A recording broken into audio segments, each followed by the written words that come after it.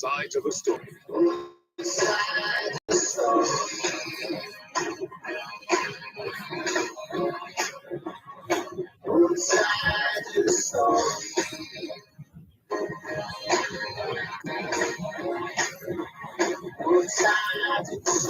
Let's go, studio. Both sides of a story. Both sides of the story. Both sides of the story. Ready when you are. Both sides of the story. Both sides of a story. Both sides of the story. Both sides of the story.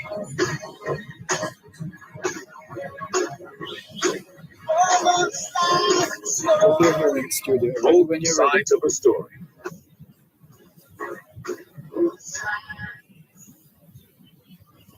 I saw. Knowledge is out. Class is in session. Hour 106.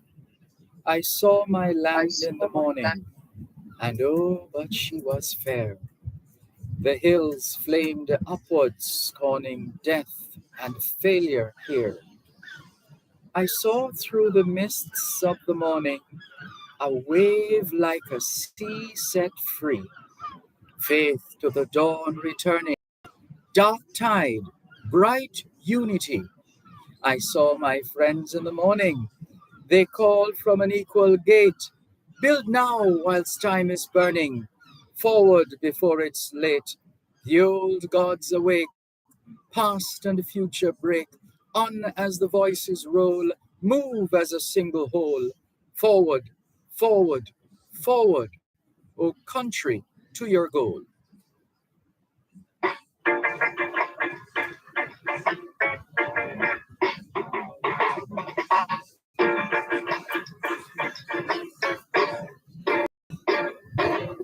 Is it the time that we all should live as one brothers? Is it the time that we all should live as one sisters? Come along, brothers, and come along, sisters. UNITY, so come along, brothers and sisters.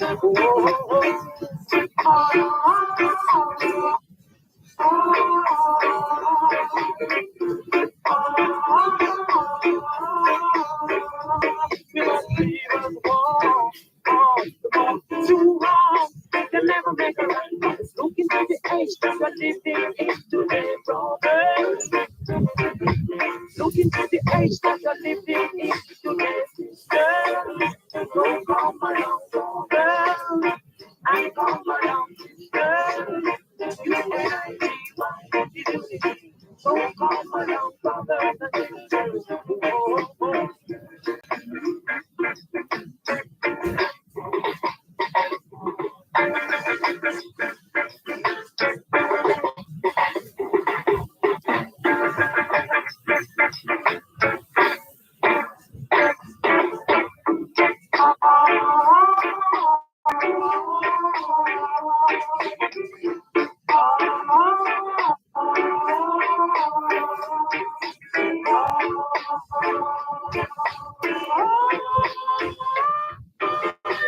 Looking at the age that we're living in today, brothers. Looking at the age that we're living in today, sisters. So come along, brothers, and come along, sisters. UNITY, you do it. UNITY, you do it. UNITY, you do it.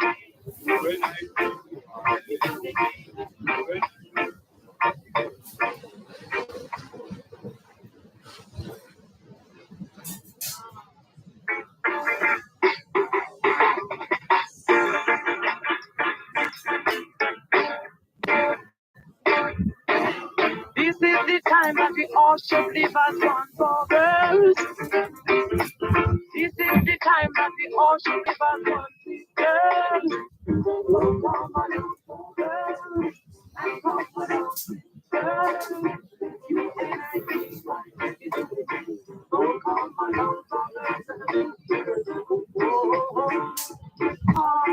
Let's go, studio.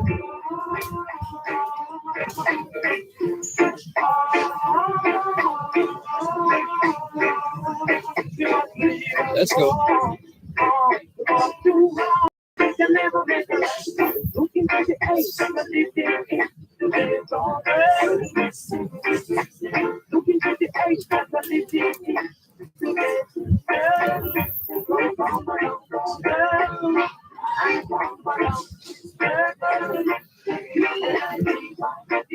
Ready when you're ready, studio. Ready to go.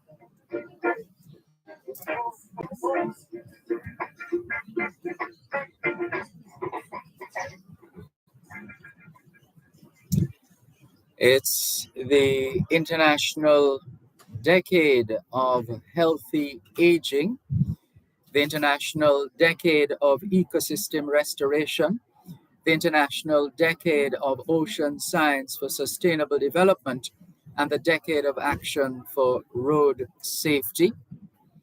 It's the 27th day of the 7th month of 2023, the International Year of Sustainable Mountain Development, the International Year of Basic Sciences for Sustainable Development, and we could put it another way as well. It's the 27th day of the second month of the 2023 Atlantic hurricane season, and according to our local weather forecast back coming out of Jamaica, there's a tropical wave moving across Jamaica.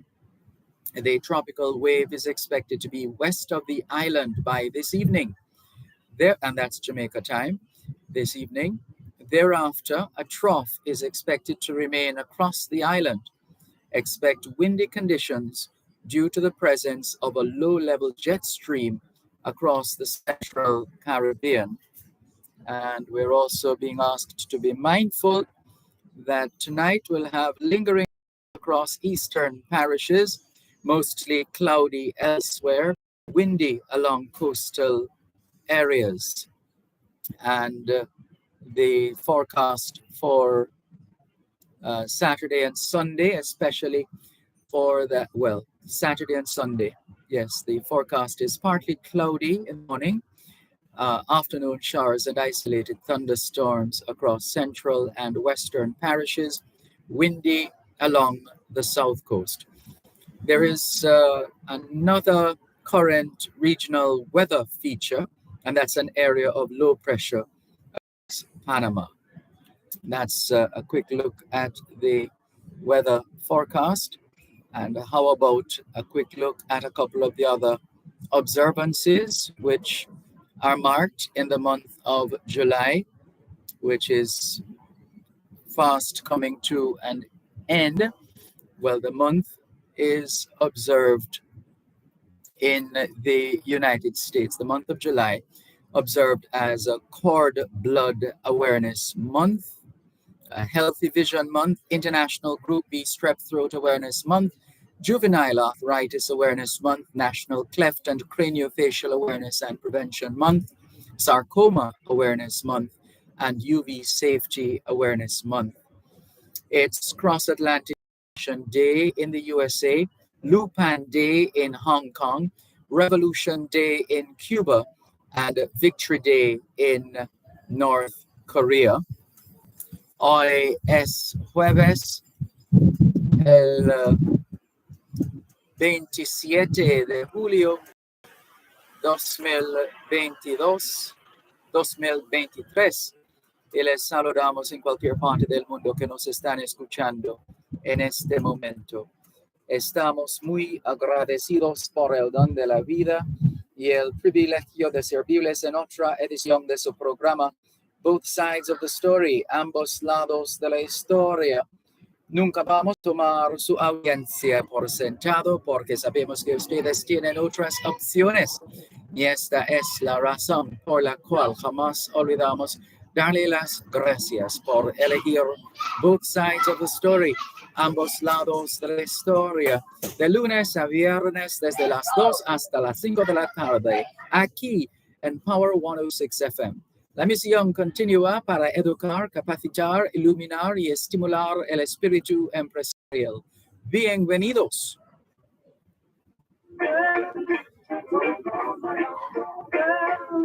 Come back.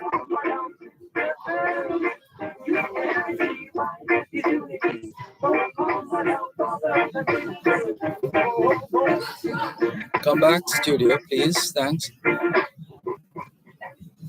C'est jeudi le 27 juillet 2023 et nous vous saluons tous qui nous écoutez où que vous soyez dans le monde. Nous sommes reconnaissants du don de la vie ainsi que du privilège d'être à votre service par une nouvelle édition de votre programme Both Sides of the Story, le pour et le contre. Nous ne considérons pas votre fidélité comme l'un de soi parce que nous savons que vous avez l'embarras du choix. C'est pourquoi nous n'oublions jamais de vous remercier de choisir d'écouter Both Sides of the Story, le pour et le contre, du lundi au vendredi de 2h à 5h de l'après-midi sur notre antenne Power 106 FM. Nous continuons notre mission d'éduquer, d'habiliter, d'éclairer et d'encourager l'esprit d'entreprise. Bienvenue.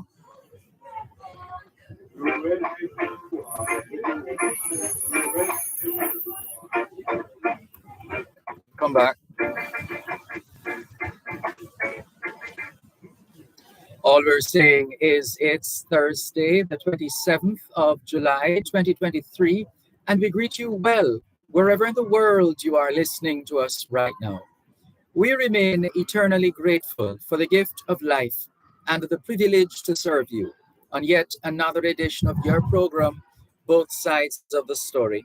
We don't ever take listenership for granted because we know you have choices. And that's why we never ever forget to remember to say thanks for choosing to listen to Both Sides of the Story, Monday to Friday, 2 to 5, right here on Power 106 FM. The mission continues to educate, empower, enlighten, and encourage entrepreneurship. Welcome.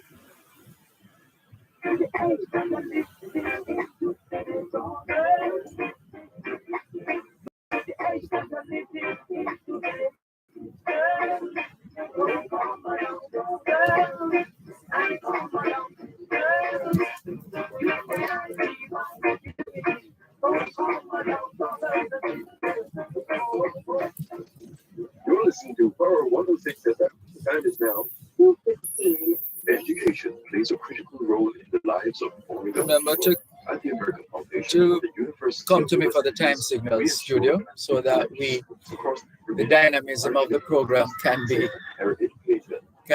in full force so that we give the time here in the UK and the time back home in Jamaica. Please, thank you. Office at 759-9345 for more details.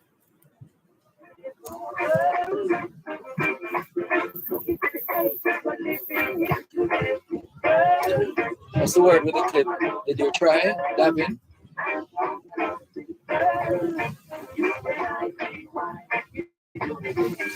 Where's it, Adrian? Who's in now?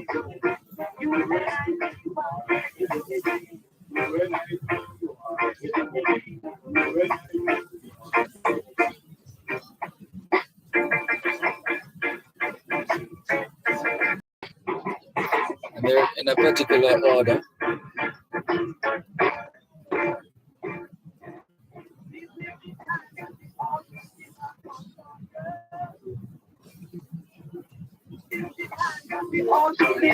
I just needed to confirm that you have the order and that it can, in fact, if it can play from your, it can be played from your end.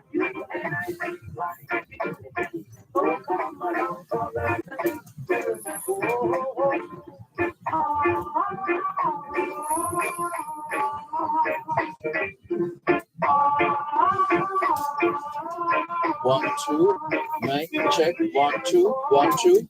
Microphone check, 1, 2, 3. Do I need to turn up my volume? Is that what you're saying? How's it now?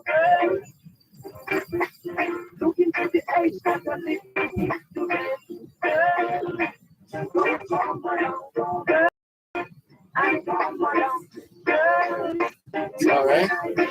And you can play the clips? Can you confirm if the clips can be played unhindered?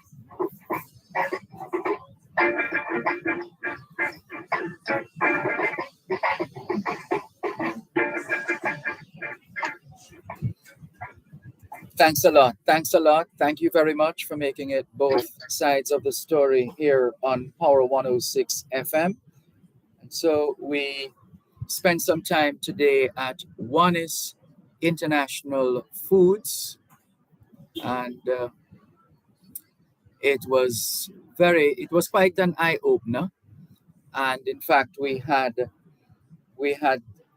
some very useful conversations in the boardroom today, and we thought we'd share some of those interactions as we had the opportunity to feature members of members of the team at Oneis International Foods.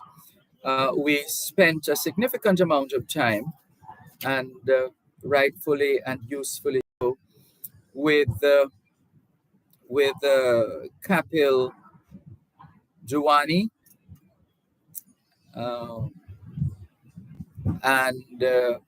and also with George Phillips. And it was quite wide-ranging, the discussion we engaged in. And so we want to share some of that with you. Here's how we started this morning.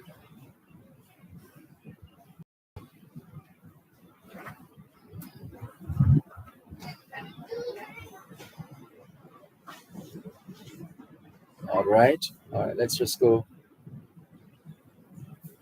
from location here with the first of the discussions that were had earlier today at Oneis International Foods. Let's give a listen. Hi, Dervan, nice to meet you.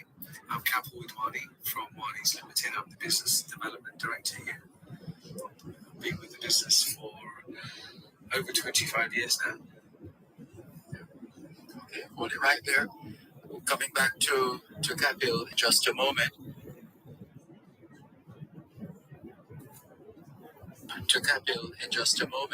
But we have to introduce you to George Phillips. How are you?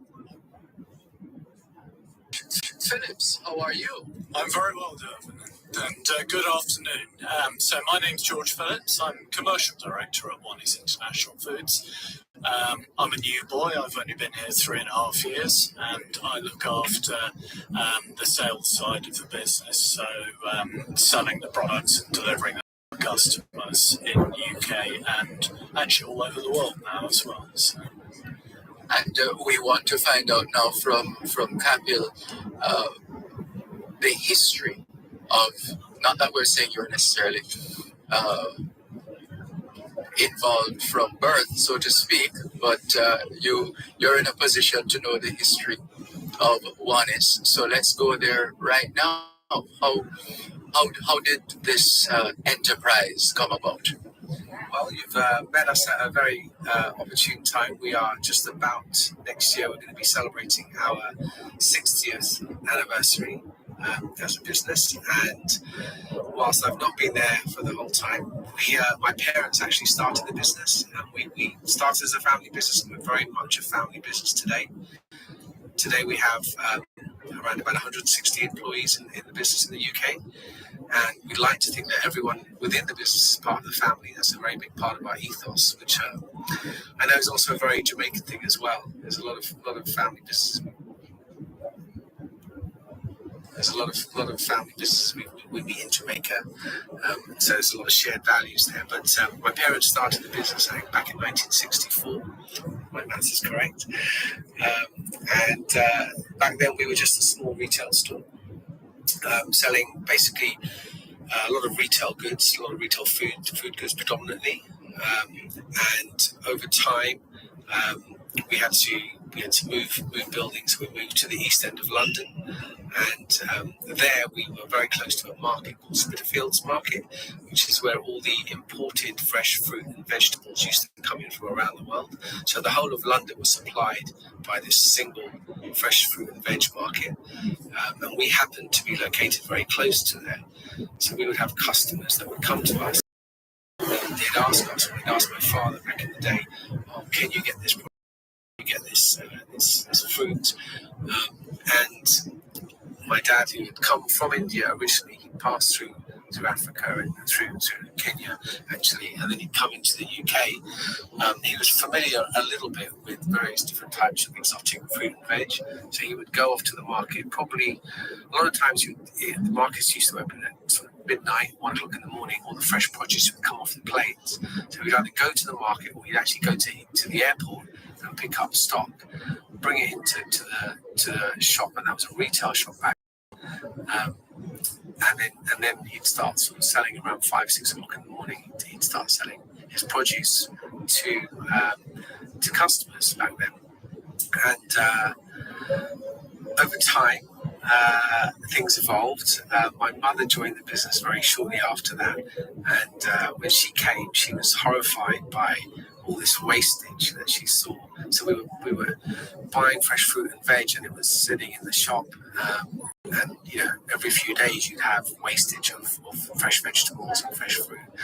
And at that point, she's like, "We can't continue like this. This is not how we're gonna we lose as much as we make in sales." And so she basically turned the business into ambient food and drink, which is basically dried goods, or goods that you might have in your larder or in your cupboards. And so we stopped doing fresh, went into dried goods, and that was a big turning point for us, because then we had to start developing relationships with a lot of suppliers, predominantly within the UK, but then a lot of our customers were shopkeepers. Back then, you had a lot of foreign shopkeepers because, I guess the work ethic was that it was long hours, but that was just, I guess, people were used to that. And you come to a foreign country and you have to just so you have to do graft a lot. It's quite a remarkable story, history. Hold it right there. Coming back to you in a moment. But George Phillips, how would you describe it? Listening to Kapil outlining the journey, the history so far, where does 2023 find Oneness? I think we're still true to our roots in many ways. So I think what Kapil described about the early days of the company, and especially serving people, many of the immigrants to the UK, and actually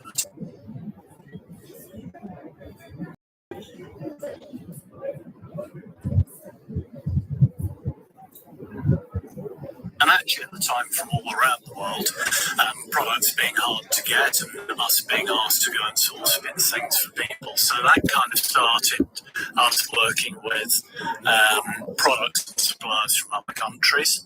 And while in the early days, yes, a lot of the sourcing was done in the UK, over the years we sourced more and more from overseas.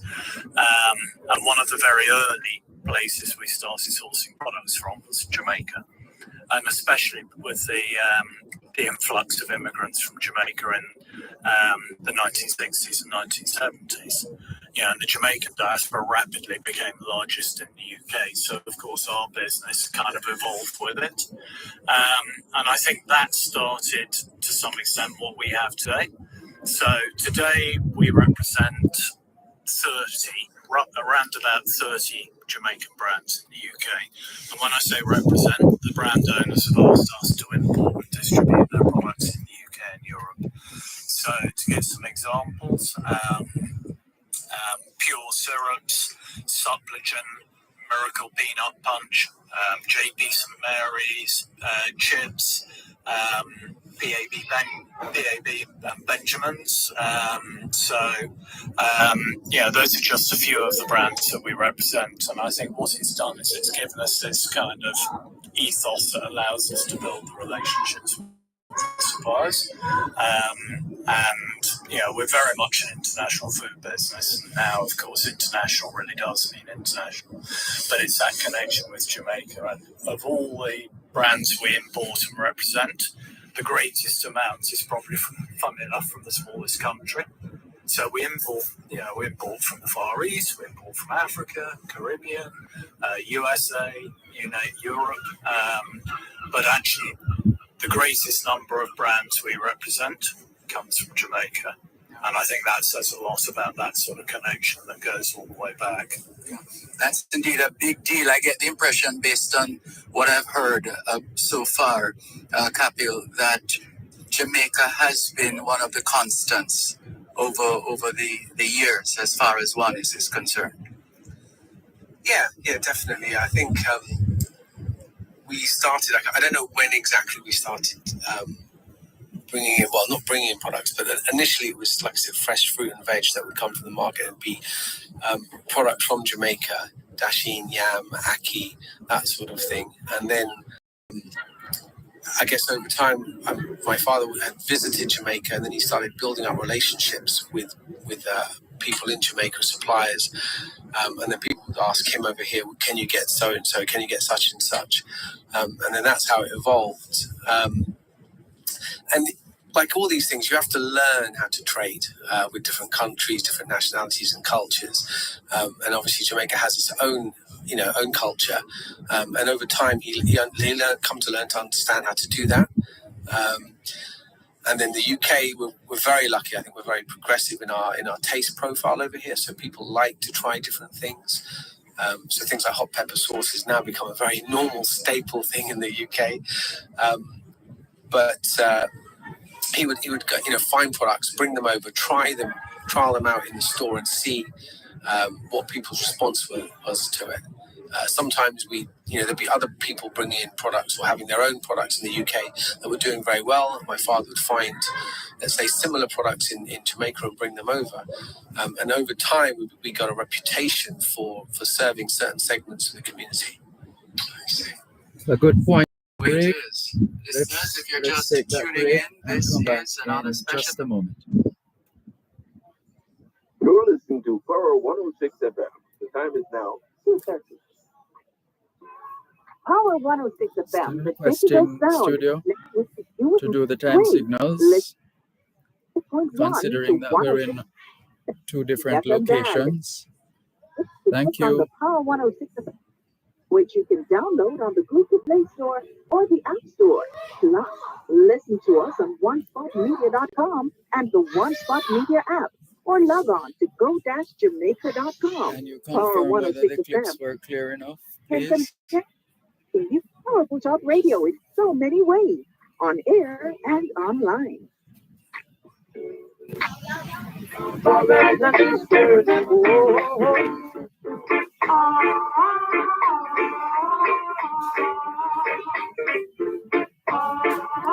Can you confirm that those was okay?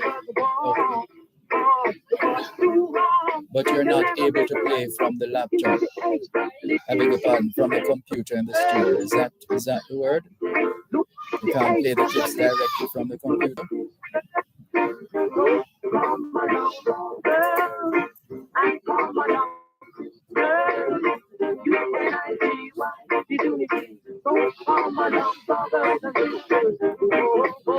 Oh, that's even better. I'm delighted to hear that. Thank you so much. Thanks a lot. Standing by.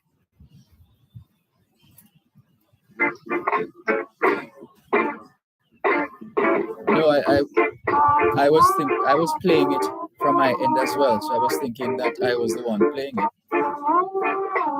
Oh, okay.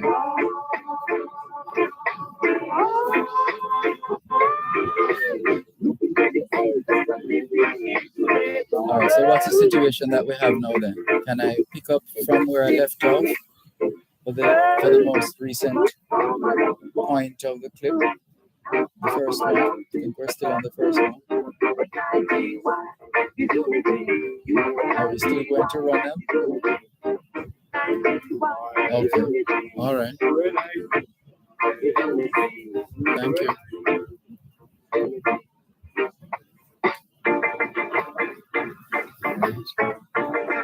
Let's go. Thanks a lot for staying with us here on your program, Both Sides of the Story, Power 106 FM. I'm Dervan Malcolm.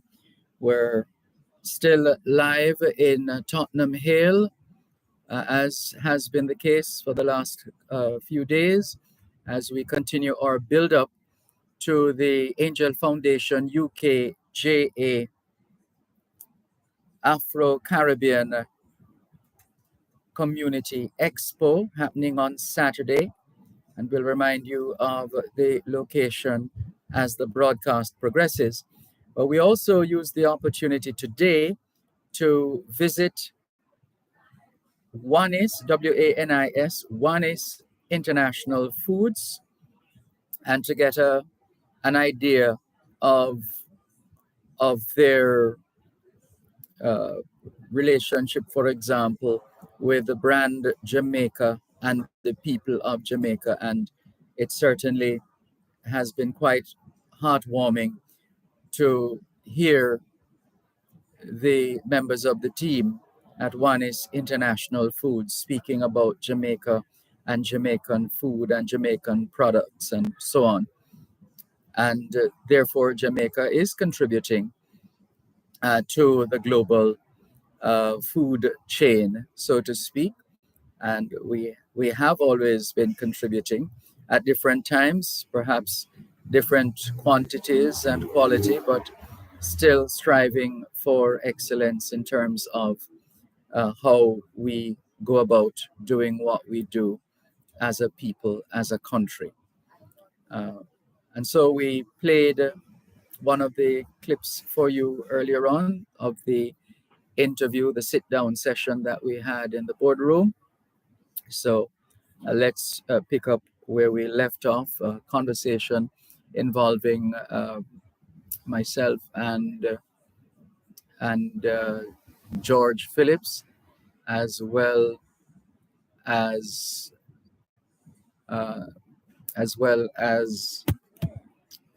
Kapil Wadwani. He also had a big part to play in the presentation earlier today, which, because of the time difference, we naturally had to pre-record so that we're able to share between 2 p.m. and 5 p.m. Jamaica time, as opposed to between 8 p.m. being live 8 p.m. to 11 p.m. So that's the reasoning behind the approach. So let's just pick up where we left off. Edition program, Both Sides of the Story, Power 106 FM. We're live from the WANIS headquarters, one of the departments, one of the, I think it's in a couple of sections. Can you explain that? Sorry. Sure. We have a wholesale distribution arm, and then we have a wholesale cash and carry arm as well.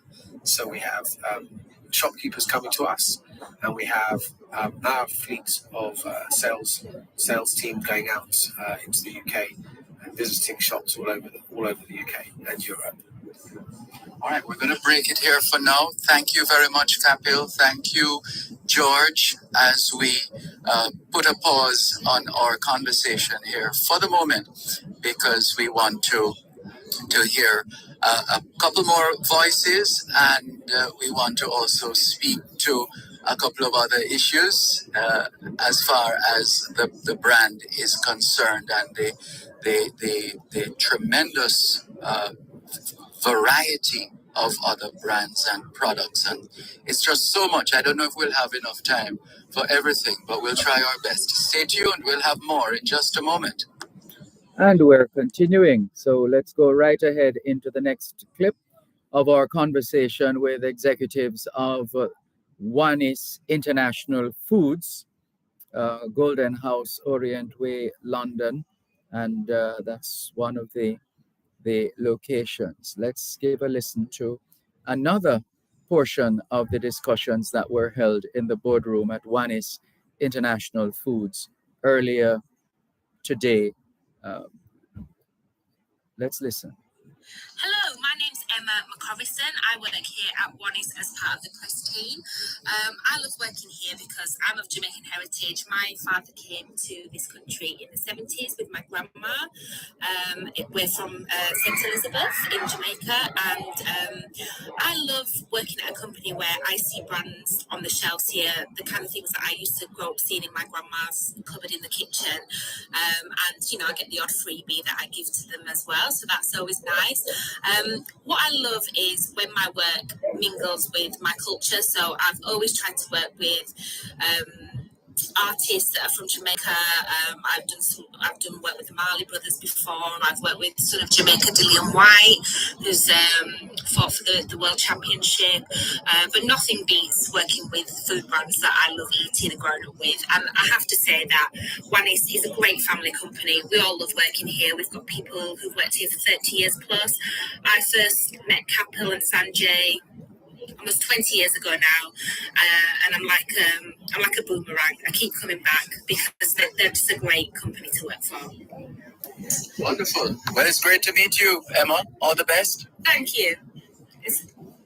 Yeah, that's Emma McCorrison Hanson, and she is Jamaican. Let's take a break and come back. Is that okay? Thank you so much. So you just Much for staying. you just heard from she's quite a charismatic lady, Emma McCorrison Hanson, and she's right. She is Jamaican. Let's go to another portion of the boardroom discussions as we continue to share with you highlights of our visit today to Wannis International Foods, and a significant portion of the discussions were driven by the two of the executives of Wannis International Foods. That's George Phillips and Kapil Wadhwani. So let's give you another bit of that series of interviews. So here and discussions. Here we go again. Thank you so much for staying with us on this very special edition of your program, Both Sides of the story of Jamaica and the Jamaicans at home and abroad. I'm Dervan Malcolm, and we're still live in the UK. And today we're with the team at Wannis, and we are happy to have you join us. And right now, as this is all about food, isn't it? It's about the various brands that some of us have grown up with, and some of the partnerships and the trading logistics and all the related areas and elements that have to be taken into consideration. We're talking about the food chain here in more ways than one, and we have learned a lot, I'm sure, from the impact of COVID-19 pandemic on the world and the ultimate impact on our food supply, etc. And I thought I'd find out from Kapil Wadhwani and George Phillips. We're curious to hear what they have to say about the impact of the pandemic on the food chain. Kapil, go first. Yeah, sure. I think many people started to realize actually, I think COVID was a very interesting time in that so many things happened so fast that it made people reevaluate how, especially food. Yeah, I guess it made us focus on the basics of life. What's super important. We all, forget having luxuries. You need, basically water and food to survive, and that became, super high in people's priorities. We went through a very tough time in the UK, as did many other countries, and supply chains across the world were stretched. Obviously, shipping and logistics almost in large parts broke down because there weren't people to man ships and drive trucks and things. And so we had a very interesting time because the majority of our food is from overseas. So whatever was on the water or on the way here, most of that arrived. But then for a long time, there was a blank line where nothing else came into the UK. And then people got worried about shortages. And so then probably the same in Jamaica, there were runs on the supermarkets.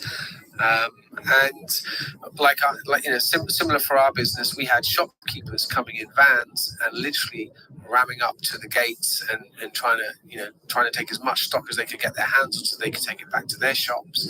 It's a very interesting time, and George has one or two anecdotes about various products during that time, and a very interesting one about one of P.A. Benjamin's flagship products.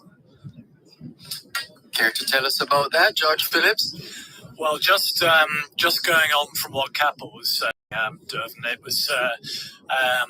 it was quite interesting when the pandemic really broke, and here we locked down, and the only people who could move around really freely were retailers and essential workers. So the two fastest selling products in our company, and one, not surprisingly, was rice, commodity for everyone.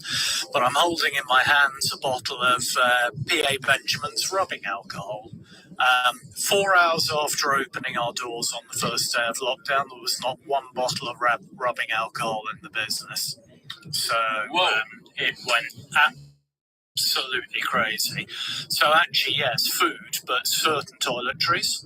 So all of these products like, rubbing alcohol, Florida water, Kananga water, a lot of these type of astringent products, absolutely crazy. So we saw a huge run, and we, apart from P.A.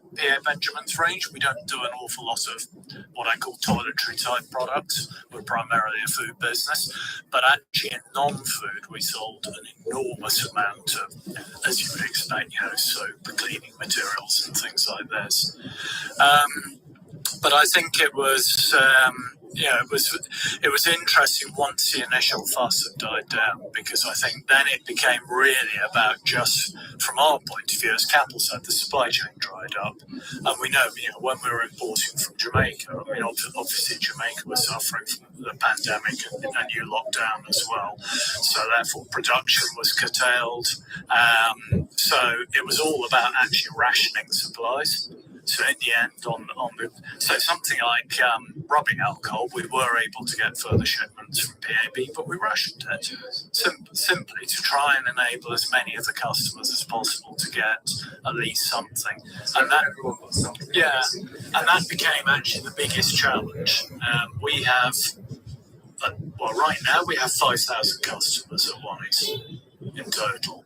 About half of them in our cash and carry, where we're sitting now, and the other half, both in the UK and scattered around the world, served as our distribution centre. And you've got 5,000 customers hammering on the door, and everyone wants something. So in the end, you have no choice. You try and be as equal-handed as possible.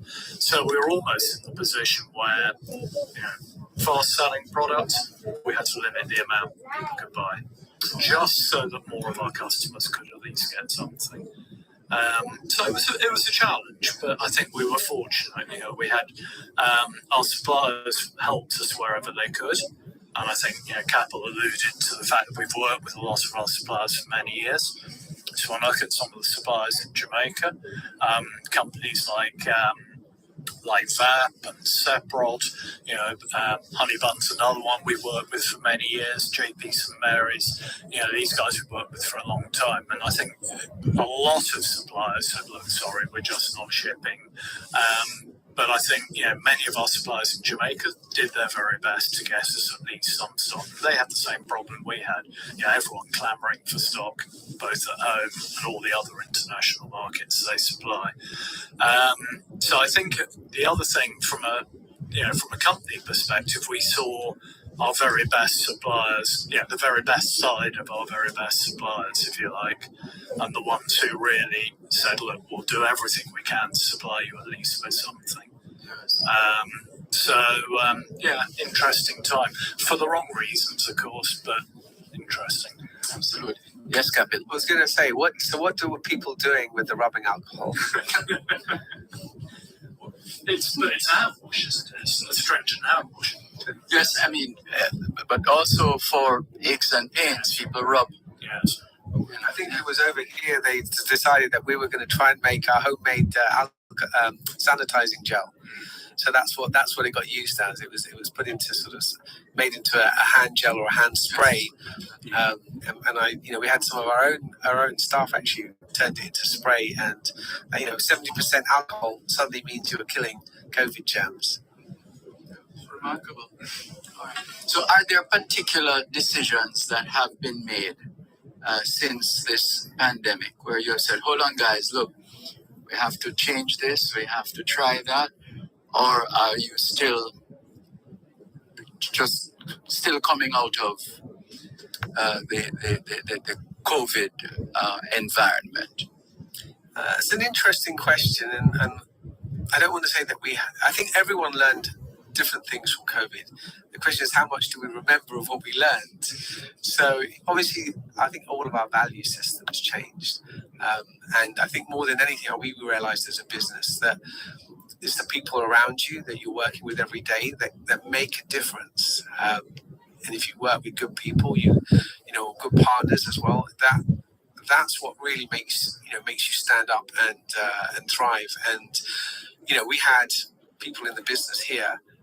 Doesn't matter what role your normal day-to-day job is. They were on security. They were patrolling, helping marshal cars in the car park. They're helping customers load their vans because it was so crazy. And when someone from marketing is doing that or someone from HR is doing that, you realize that actually we're all in this together. And I think for us, it definitely made us bond so much more, so much closer than we were already. And I think also with our suppliers, it became one of those things where you kind of also realize that we're all part of a big sort of, I guess, cogs. There's a chain.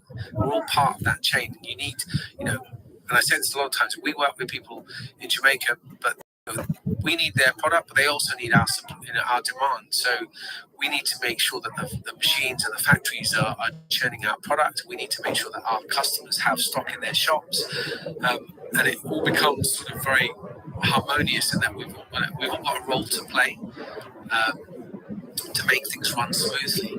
So a lot of times we will, let's say, buy stock, even though we don't necessarily need so much, but it's part and parcel of actually we need to keep things moving continuously so that you've always got a presence on shelf, so customers are always seeing the brands that they always recognize because that's what they're used to.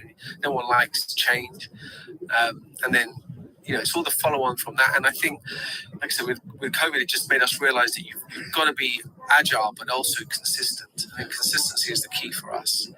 So that we've also had to look at our systems here and how we can make sure that we're just, I guess, handling product better. Looking at shelf life, dates on products, stock volumes, and things like that. Thank you so much for staying with us here on your program, Both Sides of the Story, Poro 106 FM. I'm Dervan Malcolm. We're still live in Tottenham Hale in London in the UK. And we've been playing for you some interactions we had today with members of the team at Wanis International Foods. It was quite an awesome experience, and we look forward to bringing to bear on this program and just our general outlook going forward, some of the wealth of information and insights we accumulated in it felt like about 2 hours. Speaking of time, though, we need to take the break because we're way over time, not wanting earlier to cut the recording. So we allowed it to play on. So we'll take that break now and come back with more as we continue to feature One is international foods and the impact and implications for Caribbean people, West Indian people, Jamaican people, friends of Jamaica, and at both at home and abroad, discussing as well the food security and related matters. So we still have a bit more to come along those lines. Stay tuned. Let's take the break now and come back. You're listening to Pearl 106 FM. The time is now 2:53 p.m. back home in Kingston, Jamaica, which means it is 7 minutes to 7 minutes going up to 9 o'clock in the night.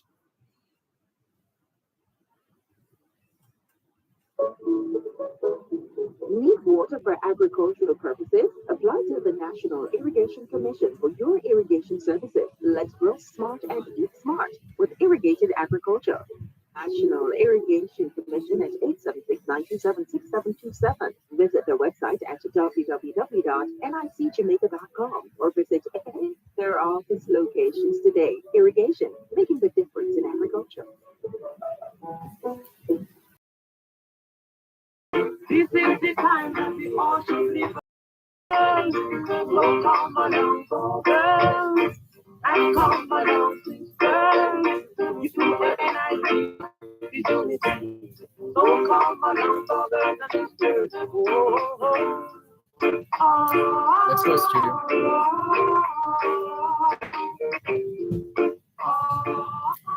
Thanks a lot for staying with us here. Your program, Both Sides of the Story, Power 106 FM, still live in Tottenham Hale, London, England, and continuing our feature for today's edition of Both Sides of the Story. We've been featuring Wanis International Foods and learning a tremendous amount of information, which we will over time continue to share on this program. In the meantime, we're going to take you back into that space we occupied earlier today, engaging in discussions and conversations with members of the team at Wanis, W-A-N-I-S, Wanis International Foods. And we had the pleasure and the privilege of rapping with George Phillips and Kapil Wadwani, and also you heard from Emma McCorrison Hansen, Emma McCorrison Hansen, and she is Jamaican as well, she proudly tells us. And we want to thank in a very special way as well, apart from the obvious, Angelia Christian and the team from the Angel Foundation. We also would like to thank Paul Harrison for his usual support as well, and just helping us to get a greater level of appreciation for what goes on behind the scenes in forging the kind of relationships and alliances that are key in every area, not least of all in business. Nice, cool conditions, some might even say cold conditions, we're experiencing here in Tottenham Hale in London, England. But we're loving it right now. I'm not sure if everybody is, but we're loving it. Nice and cool, gentle breeze, ever so often going up and down the street like a motor vehicle. And right now we're going to share with you some more of our conversations today involving members of the executive team at Wanis International Foods. And so let's just keep it going a bit, because we want to we want to play the next insert uninterrupted. And so we're going to just use the opportunity to remind you of the reason we're here. We're here at the invitation of Angela Christian, founder of the Angel Foundation. The Angel Foundation, which has gifted Jamaica and Jamaicans, I dare say, millions of dollars in healthcare and education related areas, and we're looking forward to how that will all well, the impact has already been felt in a number of areas and still being felt, and so we're anxious to see as we go forward along those lines. For example, the kind of support, the kind of turnout, the kind of input, the kind of participation that we will witness on Saturday, the 29th of July, as we look forward to the 12th anniversary celebrations of the Angel Foundation, as well as the second, I think it's the second anniversary of the Angel Foundation UKJA Afro-Caribbean Community Expo. So we have been hearing good things about the previous event, and obviously the growth and development of the foundation. And so we are excited to experience it ourselves. And thanks to Angela Christian, as we said, for inviting us and hosting us. And we look forward to the fruitful nature of this trip continuing to bear fruit. How about that? We're going to a break now here on both sides of the story, Power 106 FM, and afterwards we'll play another of the discussions, another clip of the discussions, the interviews, the engagements, the interactions that we had with the team from Wanis International Foods earlier on. If you need more information, feel free to Google Wanis International Foods, WANIS International Foods. Contractors, developers, and small builders. Contact Coast to Coast Group of Companies for high-quality concrete products. The time by Coast to Coast Group of Companies is 3 o'clock in the afternoon back home in Kingston, Jamaica, which means it's 9 p.m. here in Tottenham Hale, London, England. Join us every Sunday for Indian Talent on Parade with Dr. Winston Toland from 5 to 6 p.m. Listen and learn all you need to know about the Indian community, culture, and music. That's Indian Talent on Parade with Dr. Winston Toland, 5 to 6 p.m. every Sunday, right here on Power 106 FM and the Power 106 FM app.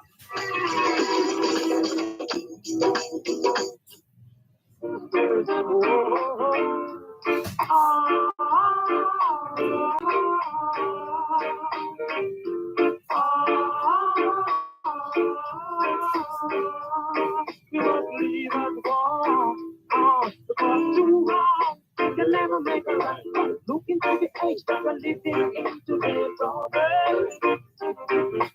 Look into the age that we're living in today, girl. So come along, brother, and come along, girl. You and I, we want the unity. So come along, brother. Let's go, studio. Thanks a lot. Thanks a lot. Thank you so much for staying with us here on your program, Both Sides of the Story, Power 106 FM. I'm Dervan Malcolm. We're live in Tottenham Hale in London, England, as we continue our focus on our partners, contributors, sponsors, and obviously by extension, Jamaica and Jamaicans. And today is no different. we have spent quite a lot of time interacting with and engaging in discussions, members of the team at Wanis International Foods, and we've been using the opportunity to play those clips featuring the discussions, largely involving uh, Kapil Wadhwani and George Phillips, both executive members of the team at Wanis International Foods. And so we're going to move to another of those clips, and let's give a listen. Thank you so much for staying with us here on your program, Both Sides of the Story, Power 106 FM. I'm Dervan Malcolm. We're spending time at Wanis today. Indeed, we are. Just a bit of a pause there to reset, and let's go now. Let's go. Thank you so much for staying with us here on your program, Both Sides of the Story, Power 106 FM. I'm Dervan Malcolm. We're spending time at Wanis today, and Wanis is well. Let me ask George Phillips if you could describe Wanis in a word or a sentence or a phrase. How would you describe for those who are trying to come to grips with the wide range of products and brands and so on? We are an importer of food and brands from around the world. That's Well done. very Quite succinct. Yes, Kapil. I was going to say, so that we call ourselves Wanis International Foods, and that's what we do. We do international foods. All right, so I have to ask about Jamaica, of course. Being Jamaican, I'm anxious to learn how we have been doing as a country in leveraging our brands and our resources across the globe, not least of all here in the UK. I think, well, before I start on that, I think there's something to note about Jamaican brands in the UK, and I've worked off and on with Jamaica for the last 15 years, and I think Jamaican consumers are fiercely brand loyal. So therefore, made in Jamaica on the side of a product counts for a lot. And we see this time and time again. The British consumer, not too bothered in the main where our food comes from as long as it tastes good. Jamaican consumer, no, it's all about brands and provenance. So I think it's very important for us to make sure we offer some of the brands that I mentioned earlier and more. I think the brand owners in Jamaica, and let me call out an example. I mean, perhaps one of the larger businesses we work with is Seprod. So brands like Miracle Peanut Punch, Supplegen are two of their brands that do quite well in the UK. And they have maintained supply, and I know Jamaica's been through its own challenges, especially in manufacturing. Energy's a problem, glass bottles, a lot of sauces and things in glass bottles. So I know a lot of the manufacturers in Jamaica have faced challenges getting raw materials and keeping the supply going. But I think, and Seprod are a good example of the partners we work with in Jamaica. They've worked incredibly hard to keep us supplied. And to be fair, during the pandemic, we didn't get as much as we needed. But hey, no one did, for all the reasons we've talked about. But I think, what I see particularly working with companies in Jamaica is actually more and more the businesses understand some of the points Cap was making about kind of world supply and demand. So there have been a lot of changes in the last 10 years. And I think, the Jamaican exporters in particular, much more sophisticated in the way they serve their international markets now. So from our point of view, we get very good service. We always have good communication. That's one of the things about dealing with Jamaican suppliers. If there's a problem, they talk to you. And that's not always the case with suppliers from other parts of the world. So, that helps us manage the business. And if a product's not available, at least we know and can plan and work around it. A lot of our Jamaican suppliers are quite resourceful as well. So, but I think from our point of view, probably, if I say the biggest change I've seen in the 15 odd years I've been doing this, Jamaican products tended to be available in mom and pop stores. You need to get out to Brixton or to the markets in Birmingham and some of the big cities to find the products. Now you walk into Tesco and you'll find Jamaican brands on the shelf. So that brings a whole series of its own challenges because, of course, the big supermarkets like in Jamaica or the US, anywhere else, have very high standards. But actually, that's how much the business has changed. And when you find Jamaican brands on the shelves of British supermarkets, then you can say they've come of age, I guess. And I think, we've found our suppliers understand that. They work with us. They step up their supply. They shorten their lead times. So actually, we do find working with the vast majority of the Jamaican suppliers actually, I'll say a pleasant process, but also the suppliers understand the demands that we have and that our customers have. So I think, it's a relationship we're very proud of it, but likewise, I think, it's a very important part of our business. As Campbell said, we're an international food business, but Jamaica, given the size of the country, compared, overtrades hugely. I would say is probably the best way to do it. And it's a very, very important part of our business. As much for heritage as for the actual size of the business. So I think, I would big up Jamaican suppliers, actually. It's probably a long-winded way of saying I'll big up the Jamaican suppliers. Appropriately put. Hold a moment. Yes.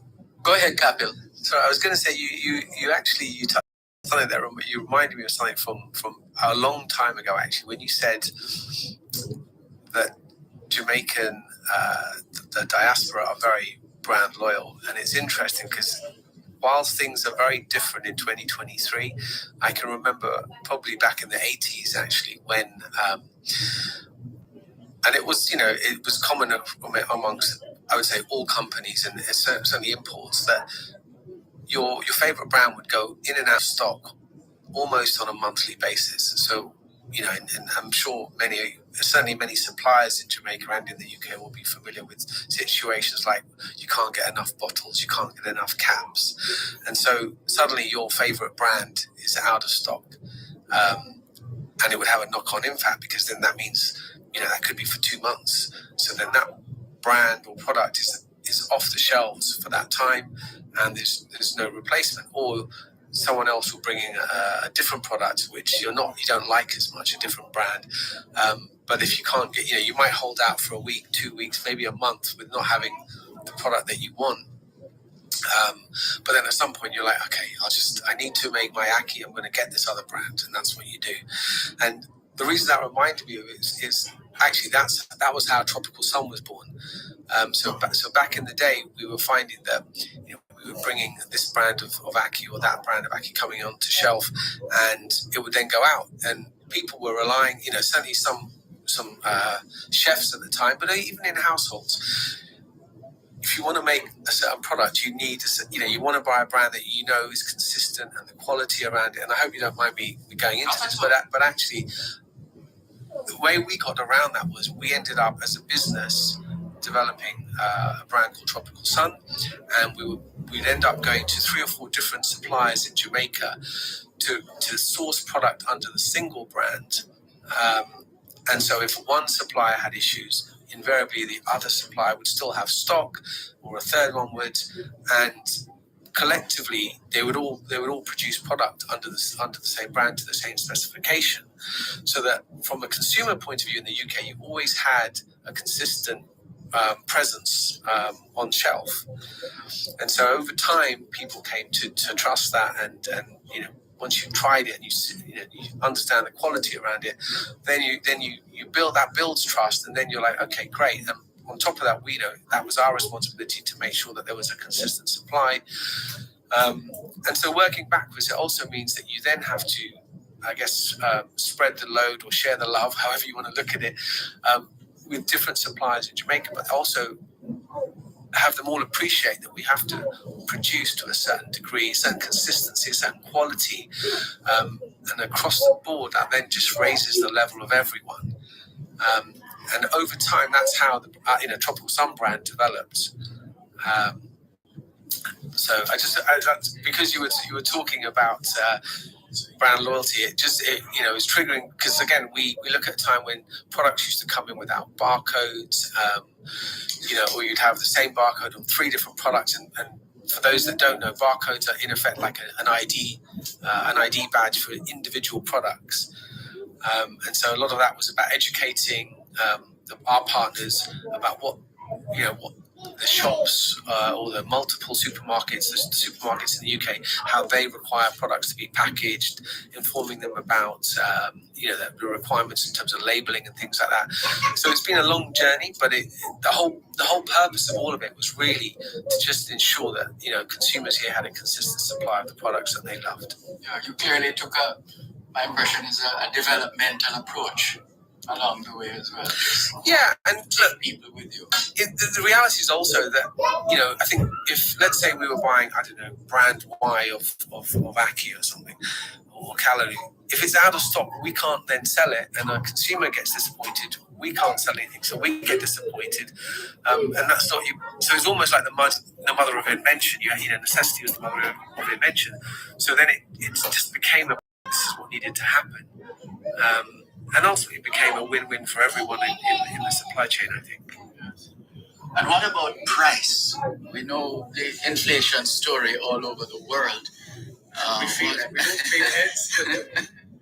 You want to take us there in just a moment, please, George Phillips. Listeners, if you're just tuning in, it's a special edition of your program, Both Sides of the Story. Story of Jamaica and Jamaicans at home and abroad. We're with Wanis International Foods. That's where we are. And this general area is called Leighton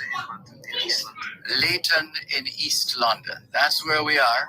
And we'll come back with some more. We want to talk about price coming back because the consumers have been feeling it, all of us, and we're all consumers. And that is a subject worth taking on when we come back from this break. One moment, please.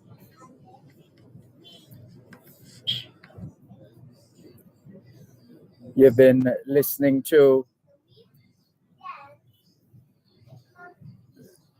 some interviews that we did today at Wanis International Foods in Leighton in East London. We are grateful for your input, interest, and participation, and we trust you've been finding it quite useful. Let's take the break and come back. You're listening to Power 106 FM. The time is now 15 minutes past 3 o'clock in the afternoon back home in Kingston, Jamaica. Now it's 16 minutes past 9 o'clock in the evening here in Tottenham Hale, London. Power 106 FM, the digital sound, now reaching you in more ways. Listen to us on 106.1 to 106.9 on the FM band.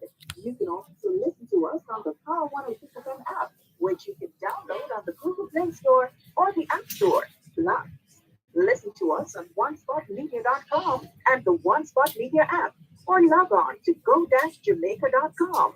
Power 106 FM, where all views can contend, giving you powerful talk radio, so next play on air and online.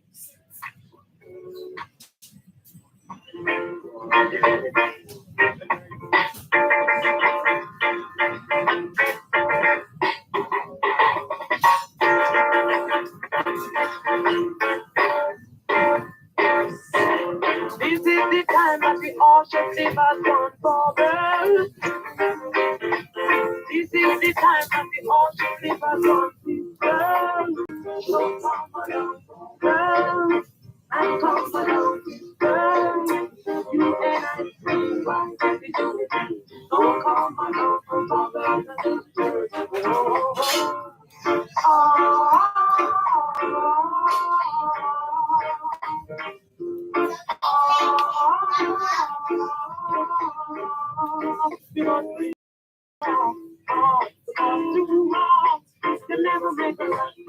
Let's go, studio.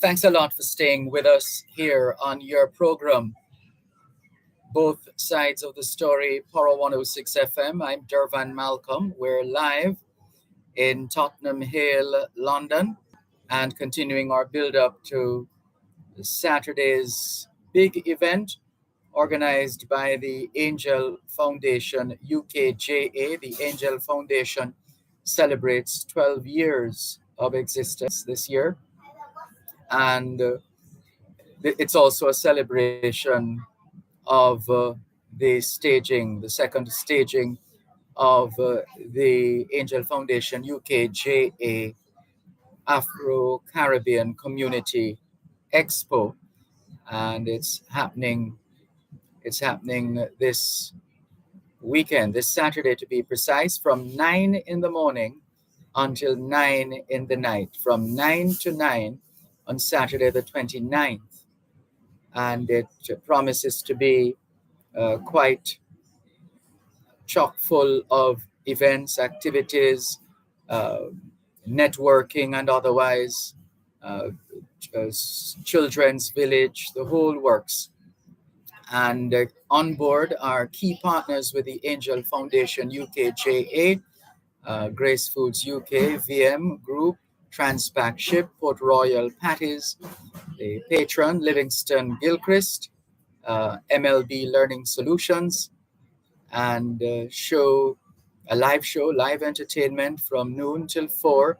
Some 55 Black businesses will be featured: Children's Corner, Pick Mix Candy Factory, Face Painting, Bouncy Castles, Jerk City Seafood, African Food, the the mayor of Haringey will also be in attendance. Representatives of the High Commission, the Jamaican High Commission here in London, the special Windrush guest, Chairman Stephen Oldershaw of a Transpac Ship, lots of celebrities. And the location is Down Lane Park, Parkview Road, N17 9EX, here in Tottenham Hale in London. So that's the useful information that you need to find your way to the location on Saturday. Now, let's get to the wealth of information, some more of that wealth of information shared with us today on a visit to Wanis International Foods, which we had the pleasure of visiting and touring. And it was quite an experience.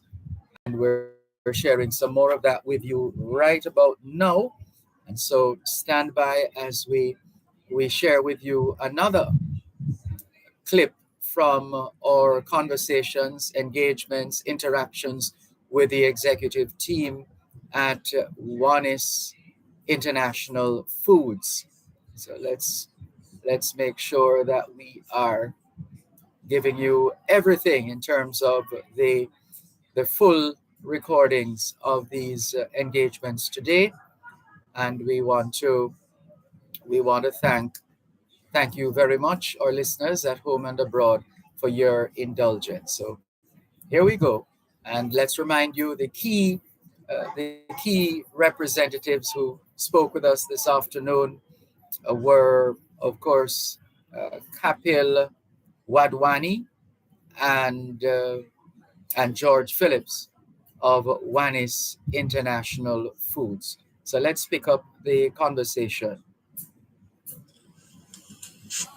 So we are continuing our conversation with the, I would never refer to them as head honchos. I don't know why that came into mind just now. But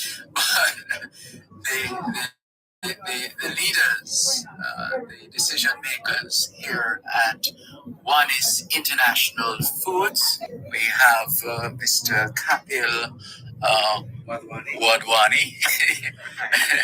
is there some French connection? I'm just wondering because the S is not initially.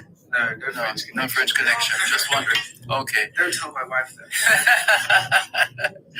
Right. So it's Kapil Wadwani and of course George Phillips. And in terms of the positions, just remind me, Kapil, I'm the business development director here. Business, right? And your position, George Phillips? I'm the commercial director, so in charge of sales. Okay. All right. So now to price. Yeah. Right man at the right time. Right. So for your customers, consumers right across the board who have been feeling it, so to speak, feeling the impact of inflation and related matters. How has that impacted your operation, considering that the consumers are feeling the pinch, so to speak? The $1 million question, if you'll excuse the pun, but I think it's a challenge. It's a challenge for everyone. I think it's a challenge for our suppliers. It's a challenge for us, our customers, and ultimately their consumers. And I think our job as the supplier is to minimise, as far as we possibly can, the impact on our customers and so then to consumers.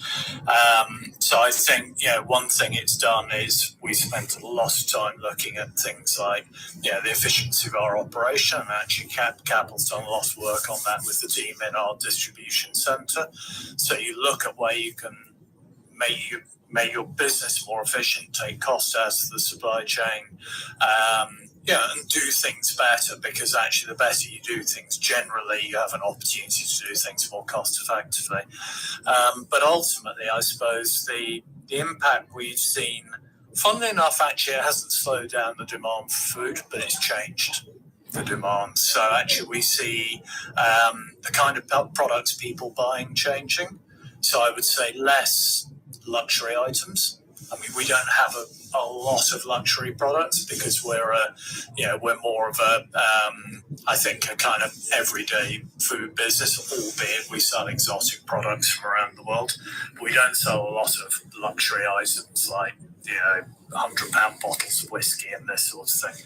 But we have seen a change in buyers' patterns. And one I've seen a lot of, actually, you sell the same amount, but you sell it differently. So if I use rice as an example, our biggest selling sizes of rice were always great big sacks, 10 kilogram sacks. We sold lots of 20 kilogram sacks. And actually what we're now seeing is a smaller pack size is selling very much faster. Now, people are buying the same amount, but in order to spread their budget, they're buying little and often, as opposed to, I think, what you'd have used to done where people go and buy enough food for 3 weeks all in one go and come out with a huge truck, big bags of everything. So it's changed buying patterns. It's had to make us more efficient because actually our customers demand, and our customers rightly challenge pricing, as we do on our suppliers. If a supplier asks us for a cost increase, of course we'll challenge them, because we don't want to pass on price increases. If we do pass them on, we will be challenged by our customers. Does it have to be this amount? Is there a way of making the price increase more so it hurts the consumer less? So there is a lot of this kind of discussion where we're always questioning each other over costs and price. From time to time we'll source different products. It's not easy to source products quickly from elsewhere. And I think, Capel made the point earlier, we've worked with a lot of our suppliers for many years. And I think, it's very important for us not to keep jumping around. People who've worked with you for 30 years, they can expect your loyalty to work with them. And our suppliers have tried very hard as well. And actually, some of the suppliers in Jamaica have packed for us. So I think Capel was talking about some of the tropical sunlines that we pack and import from Jamaica. Some of those have also done a lot of work to try and keep their costs down, to minimise the costs through to us. But in the end, it's a big challenge. It's a big challenge for everyone. And I think we're fortunate that we're in food, because I guess everyone needs to eat. And our job is just to minimise the impact as much as we can. And as a supplier in the middle, we have some control over that, though ultimately all the products we sell come from people either who pack it under their brand and we distribute it for them, or they pack it for us to sell under the Tropical Sun brand and lots of other brands for that matter. So we are, to some extent, in the hand of our suppliers, but our job, as I keep saying, is to minimise the impact as much as possible. Are things going to get better? I think things are going to be less worse. It's probably a better. So in the UK, they've just announced, and some of your listeners, I'm sure, will have heard this, that the inflation rate has come down to around about 8%. Well, that's 8% on the same period last year. And this time last year, inflation was already 10 or 12%. So it's not as good news as it sounds, but what it means is the pace of inflation is slowing. Do I think we'll get back to where we were, say, 18 months, 2 years ago, or even pre-pandemic? I don't think so. I think there's too much going on in the world, whether it's wars, whether it's climate, whether it's shortage of raw materials for food ever to be as cheap as it was maybe 4 or 5 years ago. So I think food will remain more expensive, but certainly the level of price rises and inflation that we've seen will come down. So it'll improve, if not return to where it was. Okay, because I was about to ask, where is the hope likely to come from in terms of the hope for better and lesser, so to speak, in terms of the price dynamics? We just have to roll with the punches. Is that it, Kapil? Well, I think it's like in many products historically, especially in Jamaica. You'll have a bad harvest, or the monsoons or the hurricanes will come, and it will wipe out stock, and then prices rise dramatically. And we see that every so often whenever there's a big hurricane or something. So this is almost like a prolonged hurricane effect, probably for a year and a half now. I mean, in between, and then on top of that, you have the exchange rate issues as well. I think I'm just fundamentally convinced that things will get better. I think, all suppliers and us as well realize that we have to get more efficient at production. And that in itself will help. But also, I guess some of the weaker suppliers in the industry will naturally fall away and they'll do other things. And so hopefully things will revert back to a more normal state, I hope. Yeah. So food security, how secure is it? Having said all of that, gentlemen, it's $1 million question. Well, I would say, and there's a lot of talk about it in Europe at the moment, because again, and I'm sure some of your listeners will be aware, and if in the diasporas in some of the other European countries, we're seeing never before seen climatic conditions in Europe. Here in the UK, it's a typical British summer. It's 68 degrees and raining, and it's been doing that for the last 3 weeks. So, but in the rest of Europe, and especially in the south, so Greece, Italy, Spain, temperatures of 125 degrees Fahrenheit, 48 degrees Celsius. These are Death Valley temperatures in Spain and Italy. And I think, food security, I don't think we're going to reach a point where there isn't any food and everyone will starve, but it's going to force a big change in the way we rely on certain food products. So in Europe, what do they grow in the south of Europe? A lot of olives, tomatoes, vegetables, fruits, oranges, citrus fruits, these kind of things. A lot of the things they grow in the south of Europe. Next year there won't be any of those from the south of Europe, because it's killed everything. Wow. Now, okay, you can import these from other parts of the world, but I think it'll, what we'll see a change in, it's kind of the point Capel made earlier. When his father started the business, there was none of this what we have today, where you can go to the shop and you can out of season, so you can go and buy a mango. Now you pay For those of you who have mango trees in your gardens and don't know what prices are in the UK, you pay about 400 J for a mango. Yeah, that you can find in your garden. No, we can buy mangoes any time of the year here because they put them in chill ships or aeroplanes and they fly them over. So that will change. That will change, and I think it'll kind of almost go back a bit to how it used to be, where actually, what's in season in the winter in the UK? Well, cabbages, potatoes, and it's not that there won't be any imports, but I think a lot of what's going on in the world, sunflower oil is going to be short again. Wheat in Europe is going to be short because of the war in Ukraine. So people adapt, and you start using other products. And actually, what we see from our suppliers is a lot of people coming up with ideas, different ways of producing products, different oils. So, the biggest selling oil at the moment is, vegetable oil, which is normally either soya or palm, or sunflower oil. Okay. Now, there's a shortage of sunflower oil in Europe, so other oils are coming through. So people are beginning to look more at rapeseed and corn oil and some of the other ones. And actually, so again, the market adapts, but I think it'll force food manufacturers to be more creative and say, okay, we have a problem. We can't get that raw material for climatic reasons, or there's a world shortage, or it's so expensive we can't afford to use it. So we go and search for an alternative ingredient, and that's what I think we'll start to see a lot of, is people maybe not just doing it the way they've always done it. Maybe I won't be able to go into my shop and find pawpaw in December in England because actually, 50 years ago you couldn't. Yeah. And actually, probably in the years to come, I won't be able to now. But hey, does that really matter? But I think food security, it's a difficult one to answer, because when you talk to people who are very aware of climatic conditions and greenhouse gases and the heating of the earth,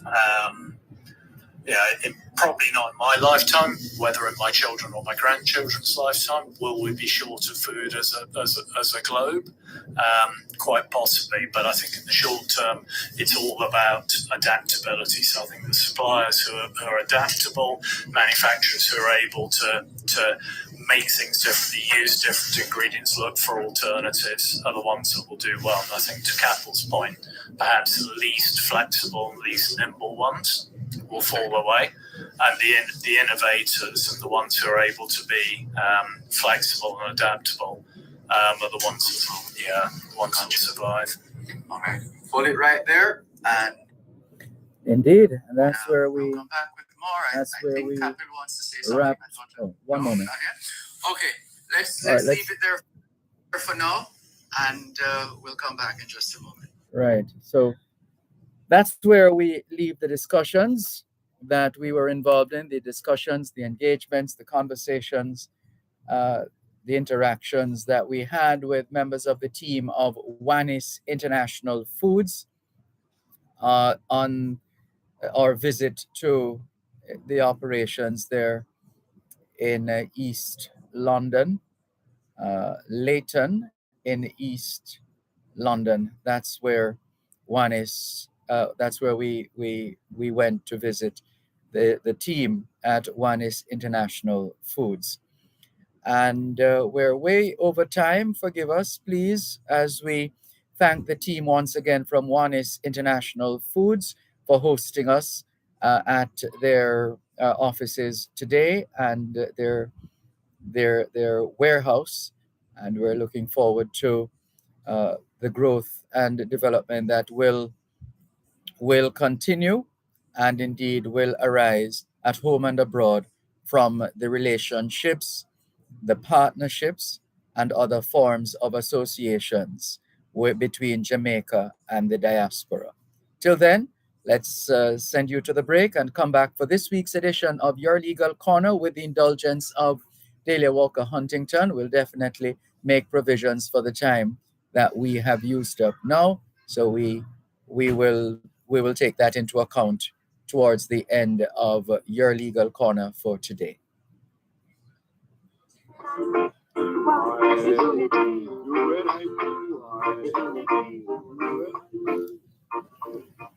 Help us protect Jamaica's borders. Tell us about any illegal guns coming through customs controlled areas. Call Crime Stop at 311. The time by the Jamaica Customs Agency is It's 3:38 p.m. back home in Kingston, Jamaica, which means it is 22 minutes to 9 o'clock, 22 minutes to 10 o'clock, I believe. I beg your pardon. 22 minutes to 10 o'clock in the night.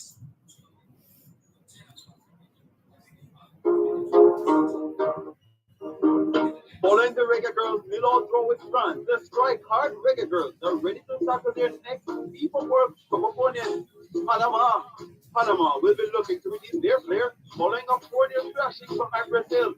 But both teams still have a lot at stake. So live full setting match of Jamaica versus Panama this Saturday at 7:30 a.m. right here on Kids 92 FM. That's the Reggae Girls versus Panama this Saturday at 7:30 a.m. The pregame package at 7 a.m.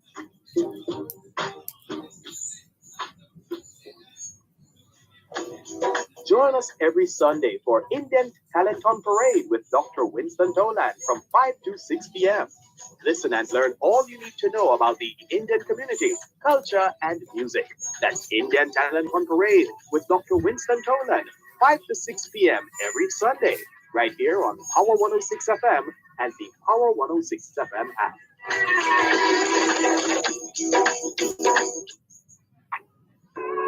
Power 106 FM, the digital sound, now reaching you in more ways.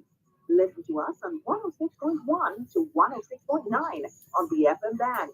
You can also listen to us on the Power 106 FM app, which you can download on the Google Play Store, the App Store. Plus, listen to us on onespotmedia.com and the One Spot Media app, or log on to go-jamaica.com. Power 106 FM, where all views can contend, giving you powerful talk radio in so many ways, on air and online.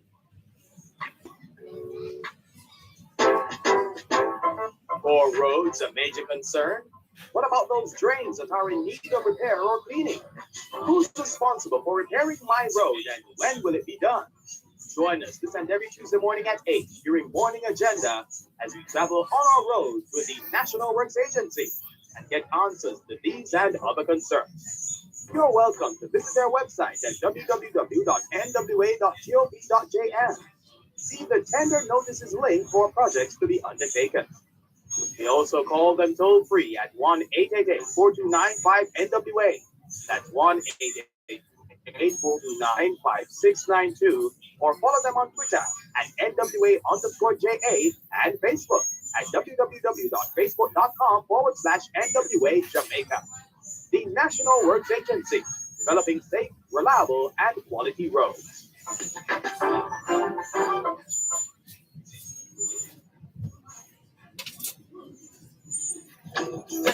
Join us every Sunday for Indian Talent on Parade with Dr. Winston Toland from 5 to 6 p.m. Listen and learn all you need to know about the Indian community, culture, and music.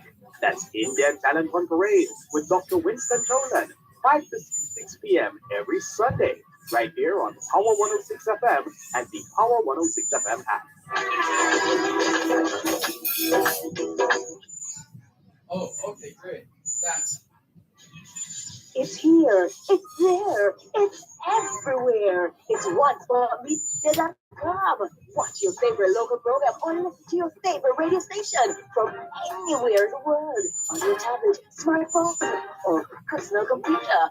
Download the app now and keep up to date with your favorite local programs on TVJ. Check us out at onespotmedia.com. Follow us on Instagram, facebook.com/onespotmedia, and subscribe now. onespotmedia.com. Welcome to Your Legal Corner on Power 106 FM, your source of information for all matters regarding U.S. immigration. Call in with your questions and concerns on 876-922-41125. You can send a text or WhatsApp message to 876-279-8598. Time now for your legal corner during both sides of the story, right here on Power 106 FM. Yes, indeed. It is another Thursday afternoon back home in Kingston, Jamaica, and a time for your legal corner with U.S. immigration attorney Delia Walker Huntington, as we encourage your full participation as far as U.S. immigration matters are concerned. Any matter at all that you have concerning U.S. immigration, this is the time, this is the place. Let's remind you of those numbers: 876 922 4112 to 5. 876 922 4112 to 5. The text line for your legal corner. We're going to give that to you in just a moment. Let's see. The messages are already coming in. Oh, but first, we need to say hello. Good afternoon, Jamaica time. Good evening, UK time, to U.S. immigration attorney Delia Walker Huntington. How are you? Good afternoon and good evening.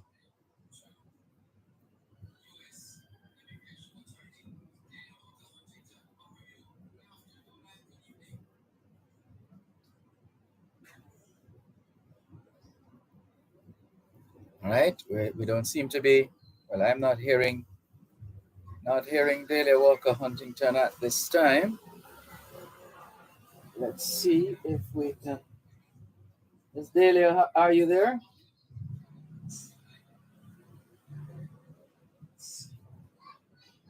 Miss Delia, are you there? Hello? No, not hearing. Delia Walker Huntington, are you there? I wonder if studio can help us there.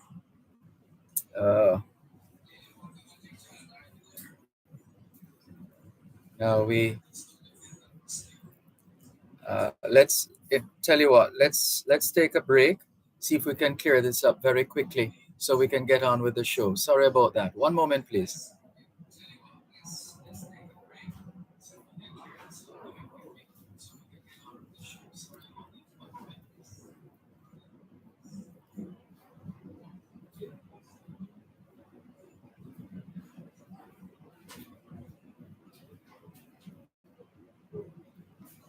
Hello?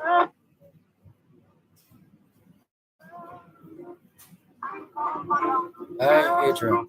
Afternoon. What's happening?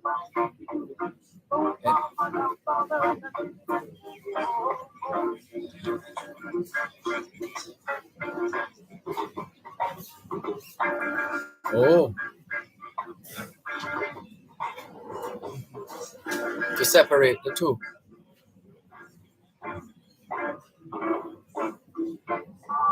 Oh, okay. All right. Just let me know when she's ready.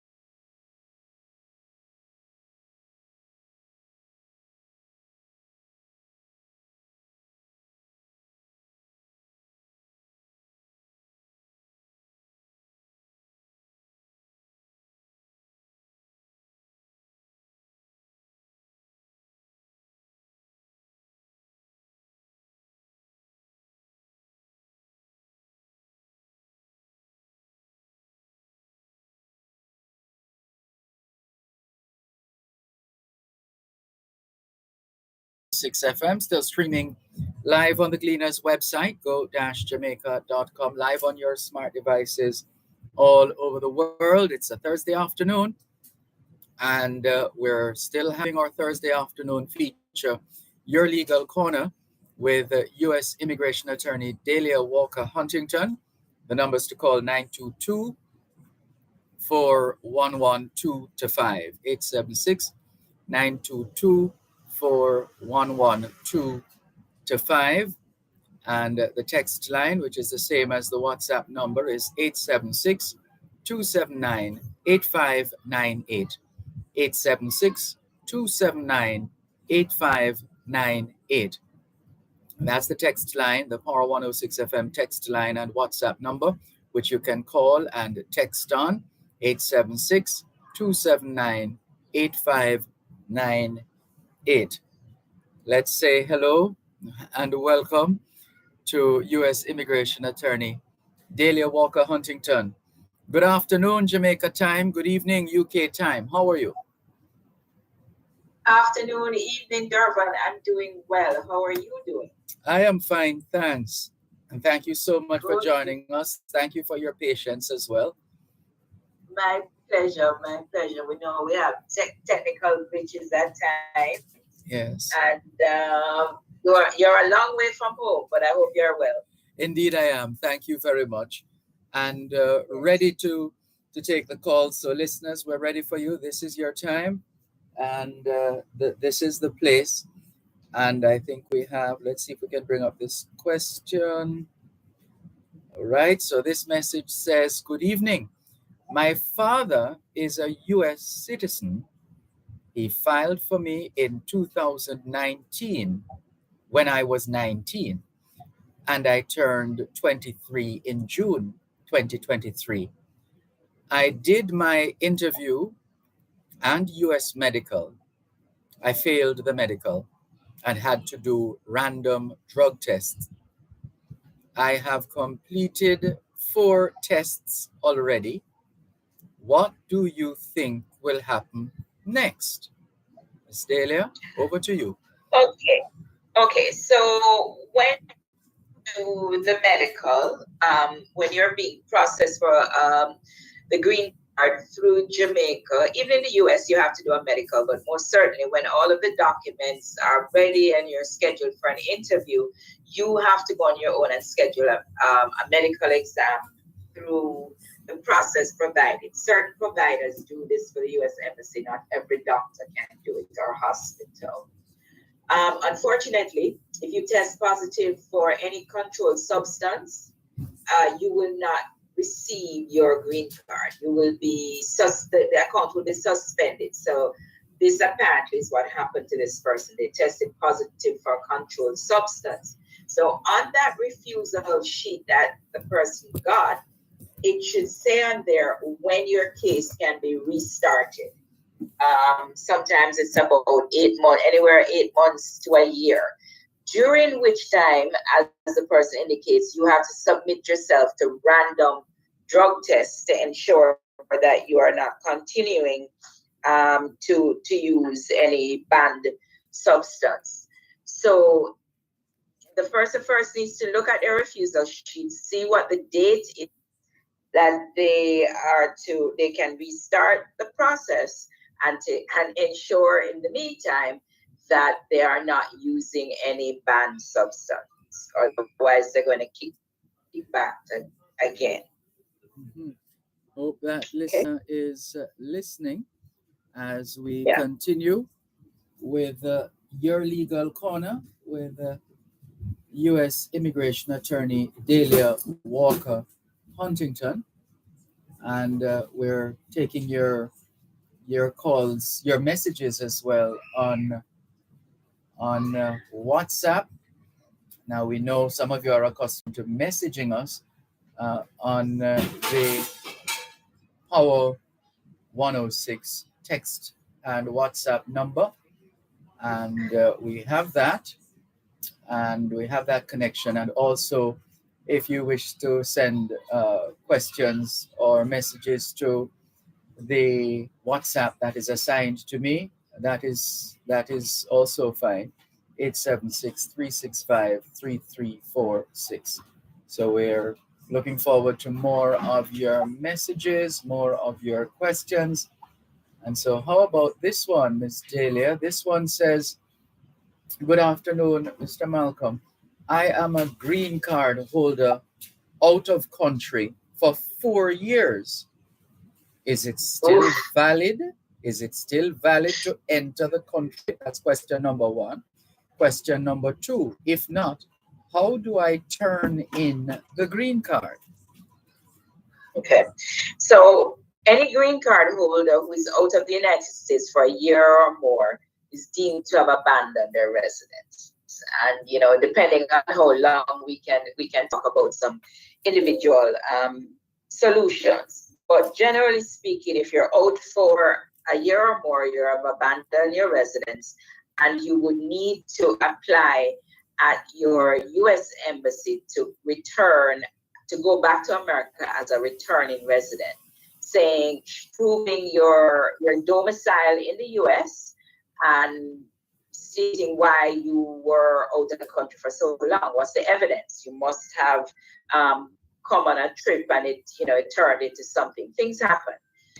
People come for a visit, or they come for a funeral, or come to see somebody who's ill, and they end up spending 2 to 4 years. We don't know why this person was out, so they need to make that assessment. The other option you have, as they're asking about, is if you really have not been living in America, don't want to live in America, you surrender the green card to USCIS, and then you apply to the embassy for a visa. Now, very early on in my 25 years of practice, I was surprised to find out that if you give up the green card, it's not automatic that you're going to get a visa, because you're applying brand new for a visa. So if this person is really sounding like they're kind of caught between a rock and a hard place, that they've been out for 4 years, they really don't want to live in America, so they want to surrender the card and apply for a visa. Just keep in mind that when you do that, you are not automatically going to get a visa. Okay. All right, important information there, Delia Walker Huntington. Thank you very much. Listeners, if you're just tuning in, this is Your Legal Corner with U.S. Immigration Attorney Delia Walker Huntington. Any question at all that you have, any U.S. immigration question that you have, can be answered right here, right now. Just call us on 876-922-4112-5, 876-922-4112-5. The text line for Your Legal Corner, which is the Power 106 FM text and WhatsApp line. It's 876-279-8598. 876-279-8598. So send in those messages as well.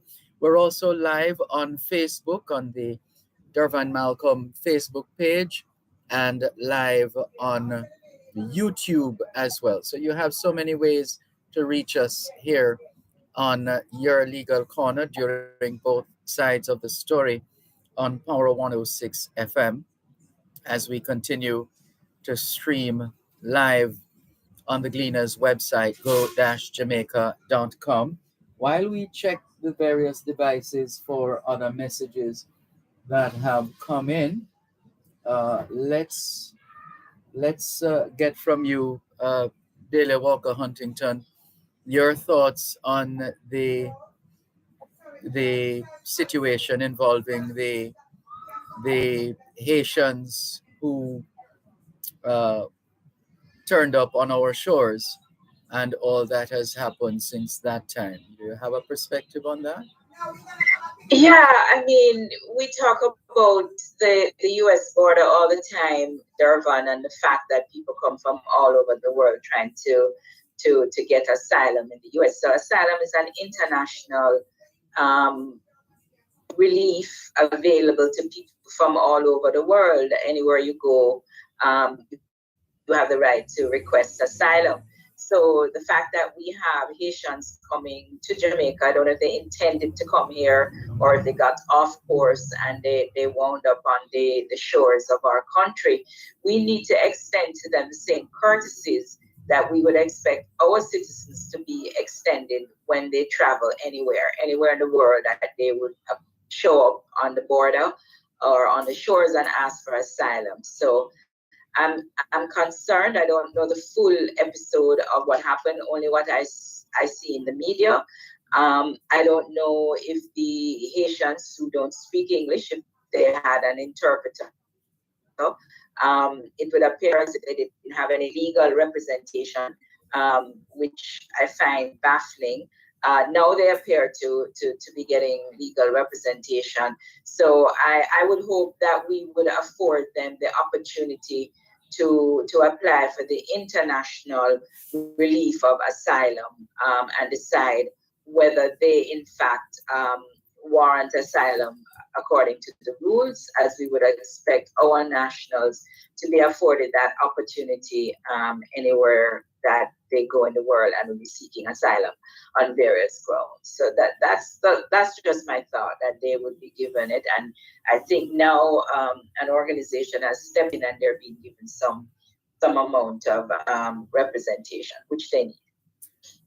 One moment, Miss Delia. Let's take this break and come back, please. Mm-hmm. At Wellington Dental, they offer cleaning, filling, whitening, and other services for the entire family. The time by Wellington Dental is 4:01 p.m. in Kingston, Jamaica. A minute past 10 o'clock in the night here in Tottenham Hale, London, England. Hi, I'm Dr. Jacqueline Bisesa McKenzie, Chief Medical Officer. Our healthcare workers have remained committed and passionate about the service they give to Jamaicans. And we want to say a special thank you to all our healthcare heroes as we celebrate Healthcare Workers Appreciation Month. You have blazed a trail of excellent service, and this is your time to relax, even as we continue to provide service for the population. Thank you for your commitment, service, and sacrifice. Happy Healthcare Workers Appreciation Month. A message from the Ministry of Health and Wellness. Following the Reggae Girls' nil-all draw with France, the Strike Hard Reggae Girls are ready to tackle their next FIFA World Cup opponent, Panama. Panama will be looking to redeem their flair following a 4-0 thrashing by Brazil. But both teams still have a lot at stake. So don't miss the live pulsating match of Jamaica versus Panama this Saturday at 7:30 a.m. right here on Hits 92 FM. That's the Reggae Girls versus Panama this Saturday at 7:30 a.m. with the pregame package at 7 a.m.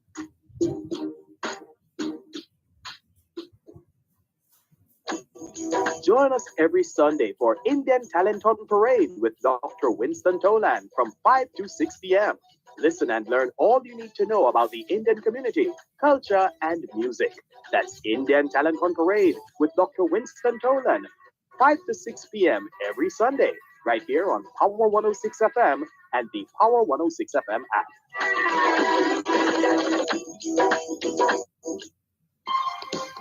You're listening to Your Legal Corner, your source of information on all matters regarding U.S. immigration. You can call in with your questions and concerns at 876-922-41125. You can send a text or WhatsApp message to 876-279-8598. Now, back to Your Legal Corner during both sides of the story on Power 106 FM. Let's go. Thank you. Thank you very much for staying with us here on Your Legal Corner with U.S. Immigration Attorney Delia Walker Huntington. It's an opportunity for you to have your U.S. immigration questions answered. Whatever comes to mind at this time, here are the numbers for you to call to get answers to the questions you want to ask in relation to U.S. immigration. The numbers to call 876-922-4112 to 5.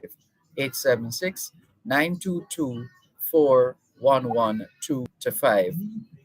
The text line is the same as the WhatsApp number, and that number is 876-279-8598. 876-279-8598. So that is the text line and the WhatsApp number for those who have questions in relation to immigration matters, U.S. immigration matters. So that is where we're at right now. So go ahead and place those calls, and we'll do our best. No doubt Daily Walker Huntington will do her best to respond in the most appropriate way possible. And so we look forward to your feedback in that regard. So once again, your legal corner with U.S. immigration attorney Delia Walker Huntington. And we are, well, we haven't in a while touched on the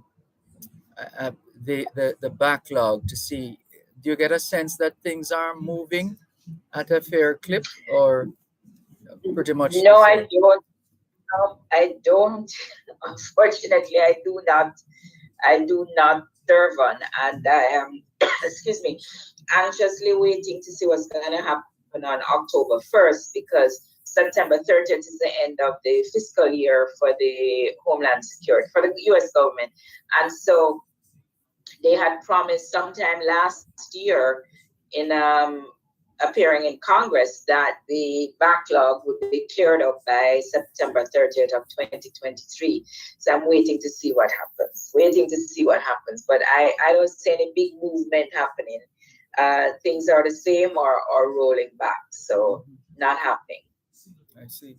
What are the implications, though? Do potential migrants run the risk of missing out on opportunities due to backlog, or would the Homeland Security just absorb whatever fallout and make some kind of redress or remedy? No, so this is part of the problem. Every year, Congress has assigned a certain number of visas to, let's say, the brother-sister category, the F4 category that we know takes decades, more than 10 years, has always, even before the pandemic.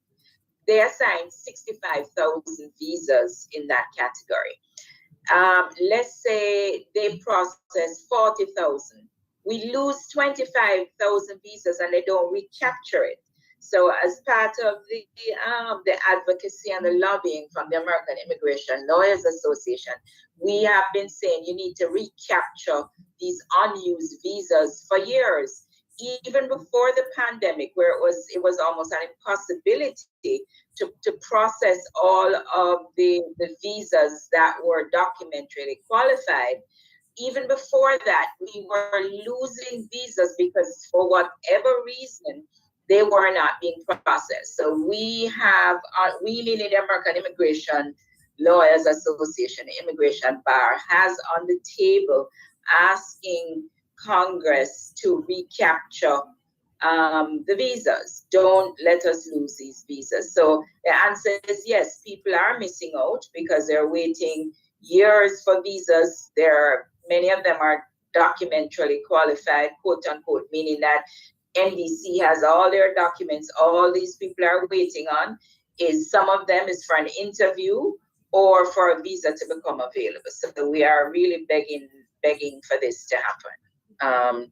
So people are missing out. Not to mention that you're missing out being with your family, because these are family petitions. You're missing out on being with family, and not everybody has a visa where they can travel to go see their family while the process is pending. So people are, to answer your question, yes, people are missing out because of this. Okay. Yeah. And I thought I'd seen a couple of, is this one of them? Good day, Miss Dahlia and Mr. Dervan. Based on how they have pushed back the F2A category, my visa expires late next year. with a priority date 2021, do I stand a chance of renewing visitor visa? It sounds familiar though. I think I might have read that one before, but if you care to respond, Miss Dahlia. Yes, we don't know. The renewing of the visa or the issuing of a non-immigrant visa is a very subjective process. If the person continues to have ties to Jamaica while waiting on an appointment for a visa interview, then or a visa to become available, I can't tell you if the embassy is going to grant the renewal or not. I really can't. But if their priority date is 2021, visas are now available for September 8th of 2020 in July.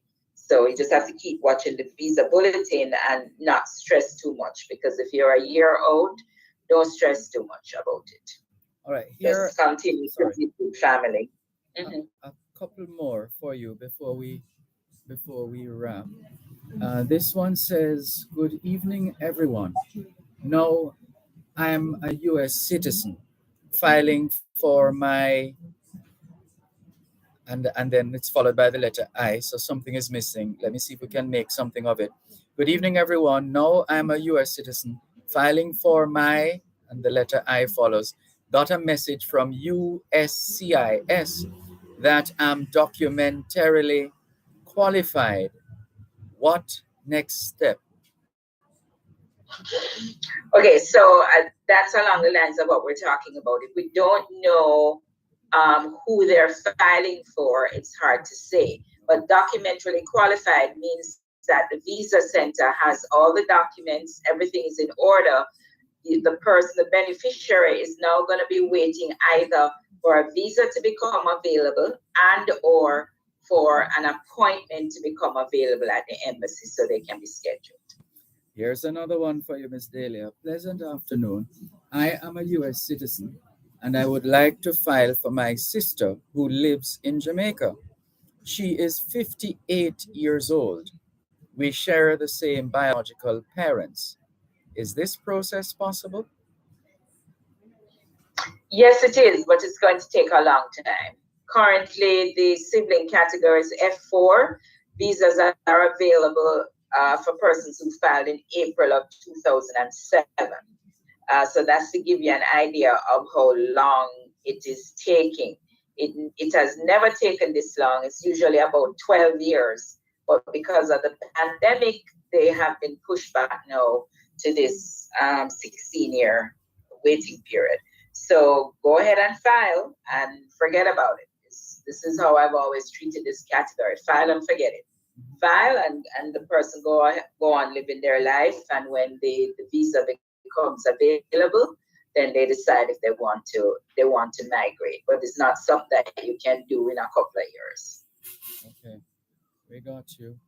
And just Yes. before we wrap, an opportunity to remind our listeners of the connections for those who'd like to get in touch with or otherwise to locate your practices both in Jamaica and in South Florida. Sure. To reach me in the United States, it's 954-963-8555, 954-963-8555. And to schedule an appointment in Jamaica, it's 876-969-9666. That's 969-9666 or 925-0949. Dervan, you have a safe, enjoyable time in the United Kingdom with our Jamaican brethren there, and greetings to everybody in the UK. And please come back to home to Jamaica in one piece. We'll do our best. Very much, Miss Dahlia.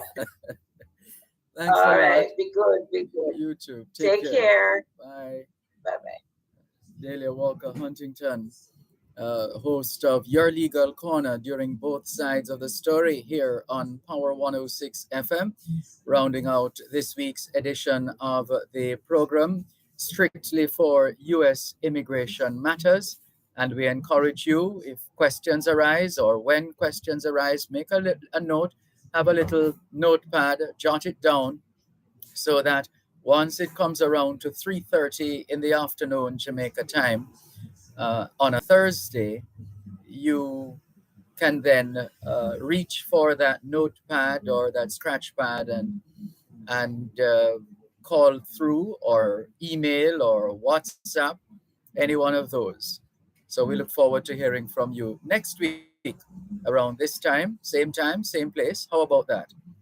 And the usual numbers 876-922-4112 and the text line, which is the same as the WhatsApp number, that is also available. Catch you next week for another edition of Your Legal Corner. You've just listened to Your Legal Corner, your source of information for all matters regarding U.S. immigration. Join us next Thursday at 3:30 p.m. for Your Legal Corner during both sides of the story, right here on Power 106 FM. For any project, ABC Electrical Sales has all your electrical supplies at the best prices. 8 Hagley Park Road, Kingston, 754-3714. The time by ABC Electrical Sales is 15 minutes past 4 o'clock in the afternoon back home in Kingston, Jamaica, which means it is 10:15 p.m. here in Tottenham Hale, London, UK.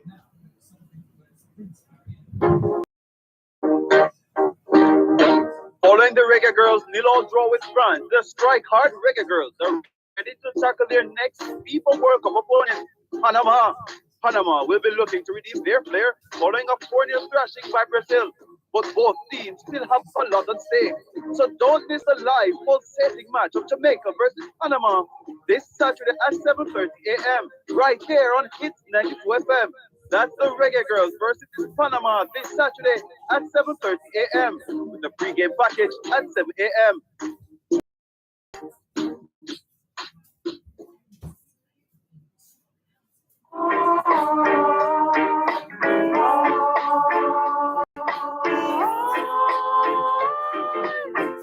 Looking to the age that we're living in today, brother. Looking to the age that we're living in today, sisters. So come along, brothers, Studio. and come along, sisters. UNITY is unity. Just in case the listeners think that we have abandoned them and not reading their messages and responding to their, well, whether it be email messages or WhatsApp messages or text messages, well, we're going to do our best now to clear the messages. How about that? So let's go up the line and see who has been messaging us all evening. Ricardo in Glengoff St. Catherine is on board as usual. Good evening to you, Ricardo. Norman Hines says, good afternoon, Sir Dervan, Malcolm, and listeners. Good afternoon, Norman Hines. Ricardo says, thank God for life. And as usual, he's shouting out to all the listeners from across the world. He says, great job. You're very kind, Ricardo. Natalie Winter says, looking fabulous, Dervan, from hot weather Washington Gardens, Kingston, Jamaica. Kindness becomes you as well, Natalie Winter. Thank you very much. Angela Forrest is with us. She says, good afternoon, Sir Dervan. You're looking great. You're very kind, as usual. Thank you. And Audrey Smith says, evening, Dervan. I'm going to be in London Saturday. I can't miss that. Tuning in from Southampton. Keep up the good work you're doing. Thank you very much. Looking forward to seeing you on Saturday in London. Looking forward to seeing you. Thank you for checking in. Also, Maureen Grant Gauntlet says, good afternoon, Sir Malcolm, from cool Mandeville. Love and appreciate your bilingual capabilities as you share each afternoon. You're looking great from where you are. says Marine Grant Gauntlet. Thank you very much. Inez Ayona Campbell says, pleasant afternoon, everyone. It is so hot and humid today. Wish I was on the beach in beautiful Jamaica, says Inez Ayona Campbell. Well, you can be there. We're just a flight away, just a flight away. How about that? Jeannie Chambers says, good afternoon, teacher. Good afternoon, Jeannie Chambers. Thank you very much. Of course, it's nighttime here in Hale, London. Velta Wilson says, good afternoon, Mr. Malcolm and listeners and all my UK family and friends. Good afternoon, Velta Wilson and company. Good to have you on board. Joan Edgehill says, good afternoon, Mr. Dervan and friends. Good afternoon, Joan Edgehill. Thank you for being on board. Jamalian Lewis says, hi, Dervan. I hope to catch up with you this side on Saturday. Looking forward to that.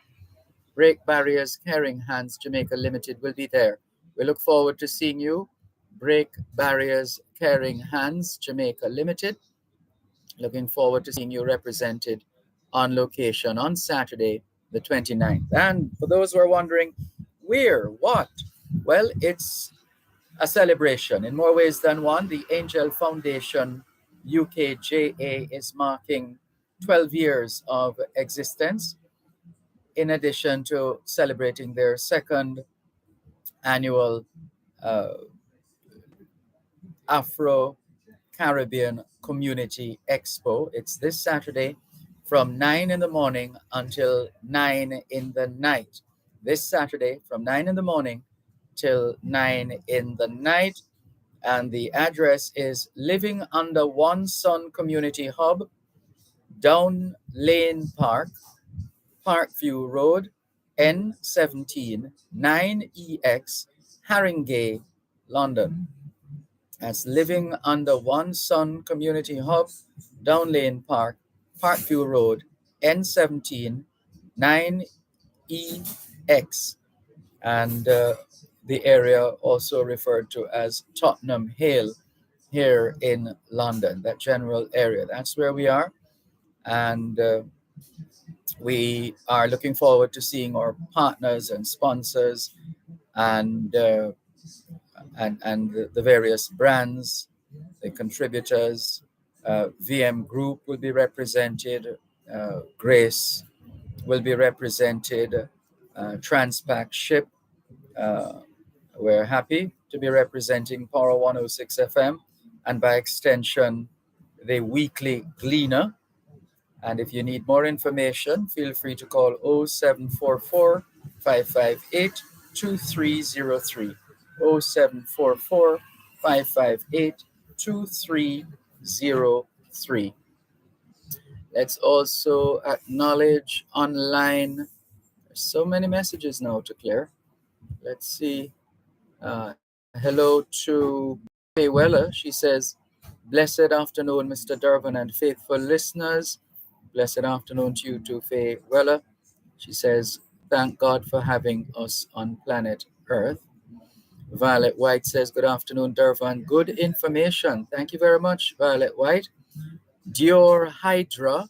Yes, I know who this is. Dior Hydra says, hi, Dervan. Hello to you, Dior Hydra. She says, hi, Dervan. Good afternoon from Dayton, Ohio. Will you be at the Denby Showground this year? Live spare, God willing? Yes, yes, yes, yes, yes. All 3 days. And we're looking forward to that. So if you're going to be there, I guess we will buck up Dior Hydra. What do you say to that? Looking forward to seeing you at Denby. Dawn Bernard says, bonjour, Monsieur Malcolm et listeners. How far is the event from Croydon? Wishing you all the best. We'll see if we can get that information for you. We'll get that information for you. Keep listening, Dawn Bernard, and let's see if we can get the answer for you. How far is the event from Croydon? So we'll get that information in a little while and share it with you. Let's see. Here's a message from Rudolph in Stony Hill. He says, Mr. Malcolm, the great one, you're very kind. Bless up yourself. I want the relevant authorities to fix the clock at halfway tree. We're talking about independence and spending millions to celebrate it, and not even the clocks across the country working. Well, we picked up that one, and we haven't put it down totally, but we never neglect to raise the subject rises. Here's this one says, greetings. A few months ago, the Police Federation chairman made a statement that he entered the force as a policeman and that he was not a political lackey. I guess that him who knows that he is a political lackey took umbrage at the statement and was biding his time, says Crocs in Black Ribbon. That's in reference to an individual making himself available for representational politics who was suspected to be leaning in a certain way. It has now been confirmed, hence the response by Crocs in Black River. That's how I have chosen to represent that issue in terms of putting it out there, flipping it from where it was, and Crocs in Black River, I would imagine, feels vindicated. Is that the word necessarily? And he's sharing. Thank you very much for your message. And there are other messages popping up. Let's try and clear them as they come up. Let's see here. Richard Oldacre says, good evening. Good evening, UK time. Richard Oldacre. Good afternoon, Jamaica time. Then he says, Mr. Malcolm, I put it to you that it is easier for a dog to get to America than an ordinary Jamaican. The rate of visa refusals is embarrassing and an insult to us Jamaicans. Asha Ash says, good evening, Mr. Dervan. Just tuning in from not far away. That's good to know, Asha Ash. She says, Dervan, how do you spell the first part of that food place in Layton? That's Wanis, Wanis, as we posted. And she has seen the message, so she says, thanks, you're welcome. You are welcome, Asha Ash. Thank you very much for your message, and we look forward to seeing you on Saturday at Living Under One Sun Community Hub and Cafe at Down Lane Park, Parkview Road, N17EX, and this is in the Tottenham Hale area. So we look forward to seeing you on Saturday from 9 to 9, and all the very best in that regard. Thank you very much. Keep those messages coming in. Keep those calls coming in. 876-922-4112 to 5. 876-922-4112 to 5. Text line, same as the WhatsApp number, which means you can not only send us your text messages, your WhatsApp messages, your voice notes, but you can call us on WhatsApp as well. 876-365-3346. 876-365-3346. And by way of update, let's share with you the fact that what do we have?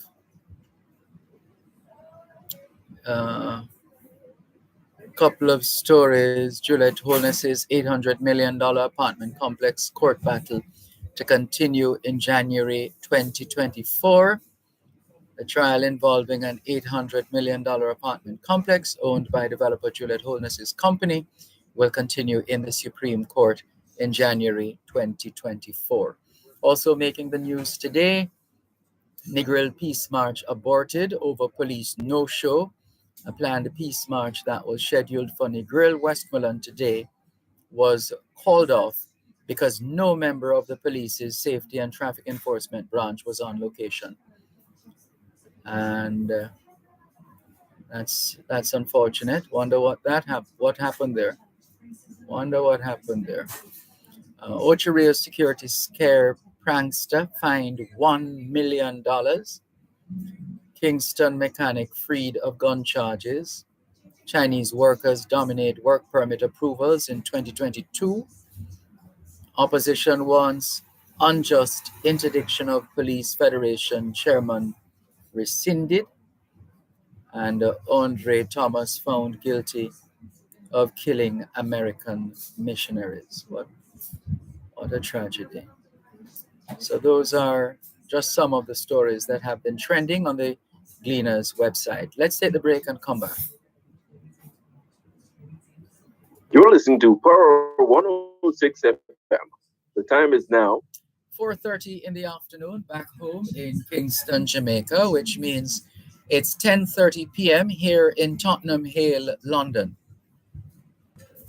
It's the Home and Things anniversary sale. We're celebrations with big discounts on all your favorite items. Enjoy store-wide discounts on tiles, bathroom fixtures, faucets, vanities, shower enclosures, lighting, home decor, and more. We're celebrating quality and style as we say thank you, Jamaica, for 25 years of love and support. The Home and Things anniversary sale, Old Hope Road and Constant Spring Road. Let's celebrate because Jamaica builds with Home and Things.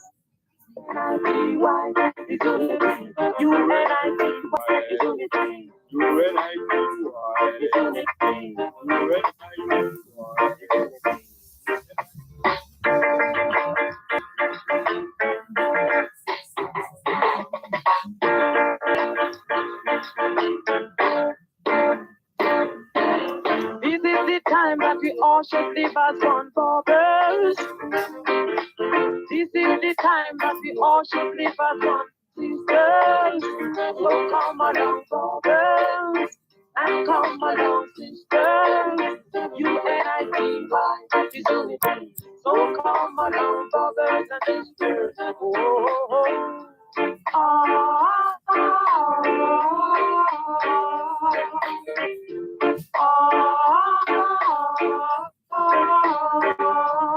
you must leave us one. Because two wrongs can never make a right. Look into the age that we're living in today. Thanks a lot for staying with us here on your program, Both Sides of the Story, Power 106 FM.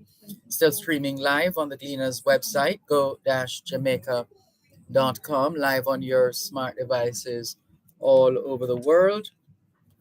Taking your calls on 876-922-4112 to 5, 876-922-4112 to 5.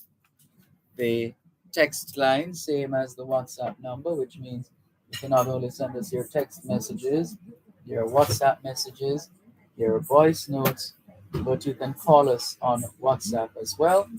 That number is 876-365-3346, 876-365-3346. And whatever is on your mind, please feel free to share. The discussions continue here, not because we're in the United Kingdom means we're going to put on hold general discussions about involving Jamaicans and Jamaica.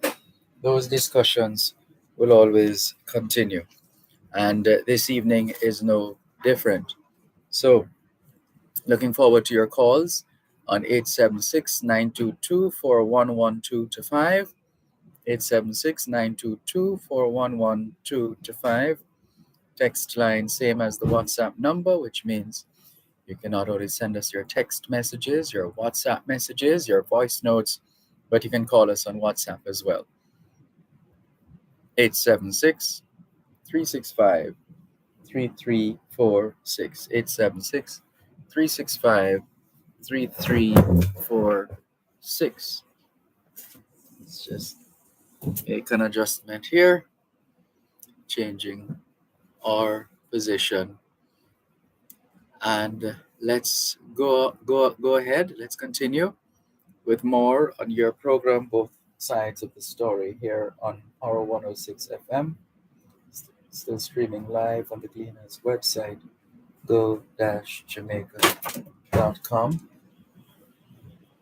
Live on your smart devices all over the world. And as we said, taking your calls on 876 922 411225. 876 922 411225. And the text line, same as the WhatsApp number. And we are getting ready to go into the emancipendence period. How are you feeling? Are you feeling the feeling? Just a question. How are you feeling entering this period of emancipendence? What does it all mean to you? Does it mean anything at all to you? What does emancipendence mean to you? That's the period of emancipation and independence. Emancipation Day is the 1st of August, and the 6th is celebrated as Independence Day. Do you have thoughts? Or perhaps those of you listening and watching are recounting memories of your time in Jamaica around Independence Time, being in Jamaica at Independence Time, uh, or as it has evolved, Emancipendence Time. Now, does any of this mean anything to you? Did it ever mean anything to you? Feel free to add your voice to the discussion. 876 922 4112 to 5. 876 922 4112 to 5. The text line, same as the WhatsApp number, which means you can not only send us your text messages, your WhatsApp messages, your voice notes, but you can call us on WhatsApp as well. So keep those messages coming in here on your program, both sides of the story. Moro 106 FM, still streaming live on the Gleaners website, go-jamaica.com, live on your smart devices all over the world. And let's use the opportunity now to share with you some useful information here on your program, both sides of the story here on Power 106 FM. Still streaming live on the Gleaners website, go-jamaica.com. And let's clear some more messages here. Kirk Mac D says, Sir Dervan Malcolm, how are you doing? Did you get to watch, what's that now? Did you get to watch some lovely county cricket while over there in England? No, not yet. I'm also a part of a cricket team here in the USA, says Kirk MacD. Well, you should link up over the weekend. Why not? Why not? Let's take in some of the cricket match being played. It's what? Corrigold Cricket, is it? Kirk MacD. Jennifer Stewart says, good afternoon, Sir Dervan. Good afternoon. And Jennifer Stewart, UK time, good evening. Thank you very much for joining us. Thank you for staying with us. Thank you for being a part of the both sides of the story experience. We appreciate your continued listenership and support. And we're looking forward to more of your calls. Now, here's one place I've visited before and will try to go back again, and it's the statue of Mary Seacole across the River Thames at St. James's Hospital here in the United Kingdom.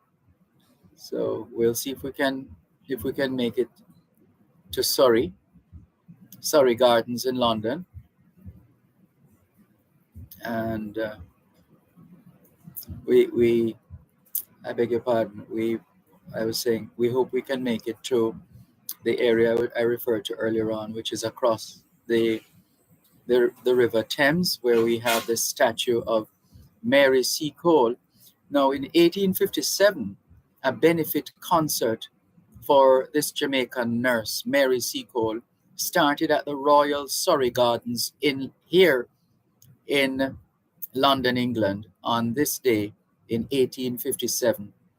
The event was dubbed the Seacole Fund, the Seacole Fund Grand Military Festival, and the Times of London reported that although the price of admission was 5 times more than normal, all tickets were sold. Mary Seacole, Mary Seacole was born Mary Joan Grant in Kingston in 1805, Kingston, Jamaica. She was born to a Creole mother and a Scottish father. It was from her mother that she undoubtedly inherited her love of nursing. Her mother, nicknamed the Doctress, kept a lodging house at East Street in downtown Kingston, where she nursed army officers and their families from Up Park Camp. At age 12, after much observation, Mary was allowed to help her mother with the patients. It was not mentioned at what age she married Edwin Horatio Seacole, an invalid who was a godson of British naval hero Admiral Horatio Nelson. Still newlyweds, they moved to Black River. Still newlyweds, they moved to Black River, where they established a store. That's right. Mary Seacole realized that many soldiers were dying not from war wounds, but from illnesses such as cholera and dysentery. She therefore felt that her experience with these diseases would be of value in the Crimea. Mary set sail for England soon after, but despite a letter of introduction to Florence Nightingale, she was not recruited to join the group of nurses going to the Crimea. She spent months in London, trekking from one war office to another, failing to find acceptance. Eventually, she decided to go on her own and cashed in the assets she had and set out to build her own hotel for invalids, in inverted commas, in the Crimea. Mrs. Seacole built a hotel called Spring Hill, 2 miles from Balaclava and a mile from the British headquarters.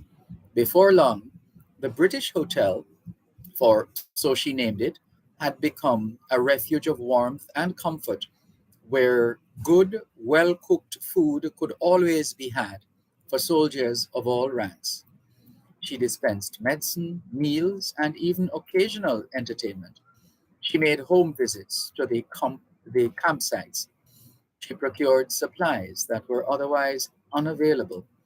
Mrs. Seacole would set out carrying bags of lint, bandages, needles, thread, and medicine, accompanied by mules loaded with sandwiches and other food, wine, and spirits, arriving on the battlefield at dawn. She was sometimes under fire, attending the wounded and taking food to the famished with an ever ready hand. She risked her life in faithful devotion to the soldiers she loved so loyally. She returned to London deeply in debt. However, the British commander in chief of the Crimea forces and the Duke of Wellington and Newcastle organized a 4-day festival of music and gave her the proceeds. Mrs. Seacole died here in England in 1881. Bit of history there involving a famous Jamaican here in the UK, the great Mary Seacole. And her statue is just by St. James's Hospital, as I remember it. Had the pleasure of going there and taking a few pictures there as well. So there is we had the opportunity. So there's a statue of Mary Seacole at St. James's Hospital across from the River Thames and the Parliament and so on in that general area. So we thought how appropriate while we're here in England, and the timing is impeccable because it's a date sensitive feature, and we're able to share that information here. Isn't that something? We remember the late, great Mary Seacole. This is your program, Both Sides of the Story, Power 106 FM, still streaming live on the Venus website. It's 15 minutes going up to 11 o'clock in the night.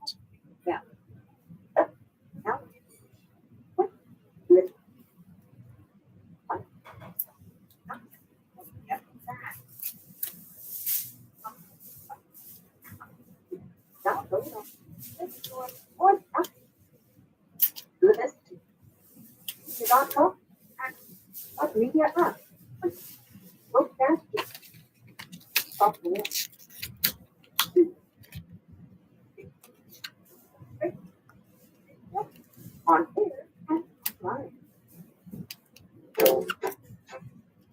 Growth of concern. Oh, friend of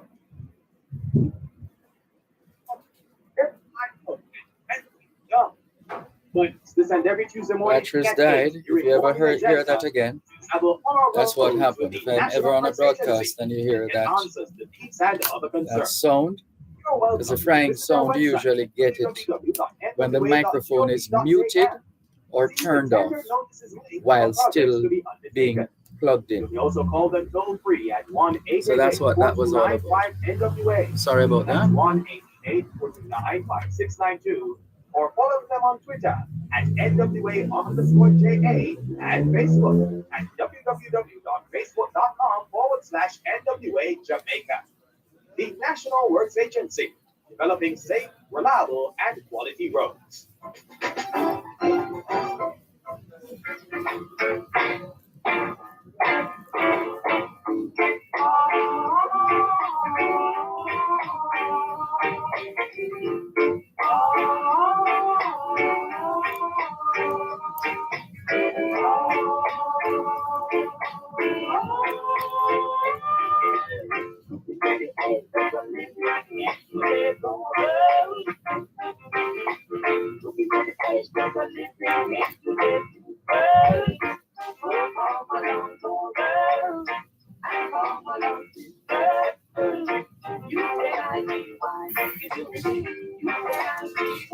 Let's go studio.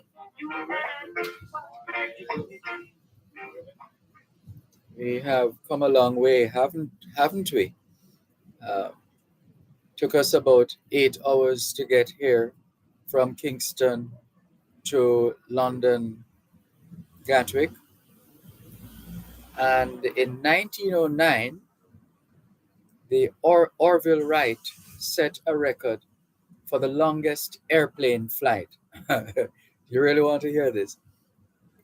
On this day in 1909, Orville Wright set a record for the longest airplane flight. It was testing the first Army airplane, he was testing the first Army airplane and kept it in the air for 1 hour, 12 minutes, and 40 seconds. That's just enough to take us, what's that? Just a little more than halfway from Kingston to Florida, perhaps. 1909, Orville Wright set a record. Yes, indeed, you heard right. It was a record. Orville Wright in 1909 set a record for the longest airplane flight. He was testing the first Army airplane and kept it in the air for 1 hour, 12 minutes, and 40 seconds. 1 hour, 12 minutes, and 40 seconds. That was a record in 1909 for keeping this airplane, this Army airplane, the first Army airplane, keeping it in the skies for 1 hour, 12 minutes, and 40 seconds. Look at the advancement. It took us 8 hours, 8 hours from Norman Manley International Airport in Kingston to London Gatwick Airport. Isn't that something? So it is. As we continue with more on your program, and speaking of evolution, and that evolution continues in so many ways in our lives. So, for example,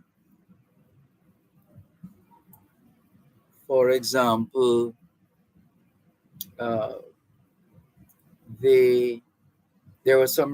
Let's look at 1921 at the University of Toronto. Canadian scientists Frederick Banting and Charles Best successfully isolated insulin, a hormone they believe could prevent diabetes, for the first time. Within a year, the first human sufferers of diabetes were receiving insulin treatments, and countless lives were saved from what was previously regarded as a fatal disease. Did you know that?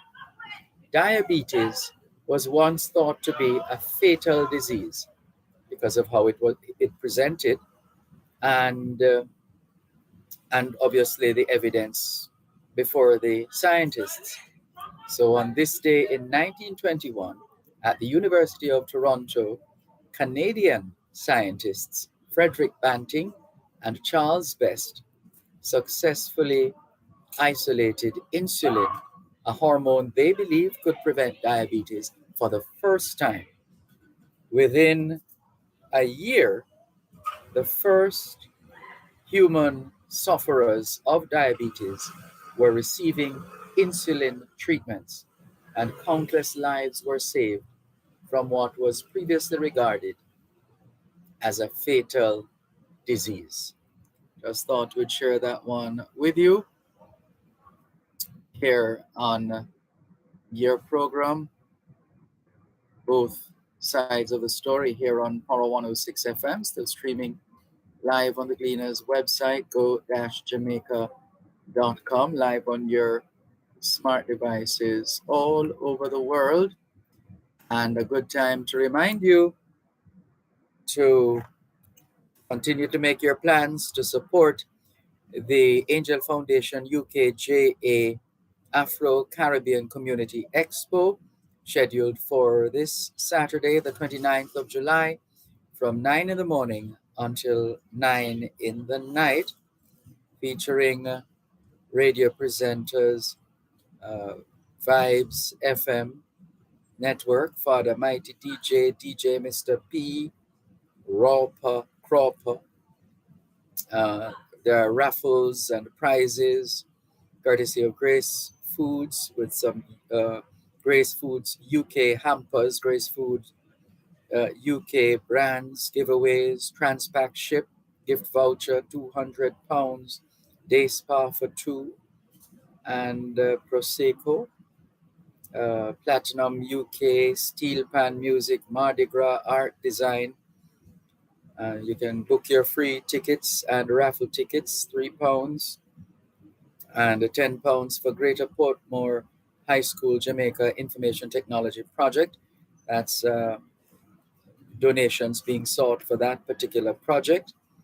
And in the sponsors, once again, VM Group, Grace Kennedy Group, Transpac Ship, Power 106 FM, happy to be a part of the experience, the weekly Gleaner, and we'll remind you of the others as time wears on. But remember to spread the word wherever you go, so that more people will be able to, especially members of the Jamaican diaspora, to join us on location. The location, once again, is Living Under One Sun Community Hub and Cafe, Down Lane Park, Parkview Road, N17 9EX. And this is in Tottenham Hale in London, England. We thank you for your indulgence, and We've been seeing some messages coming in, people telling us hi from all over the world and sharing with us the fact that they have family members here in the UK. Hello to Jessica. She says, keep up the good work.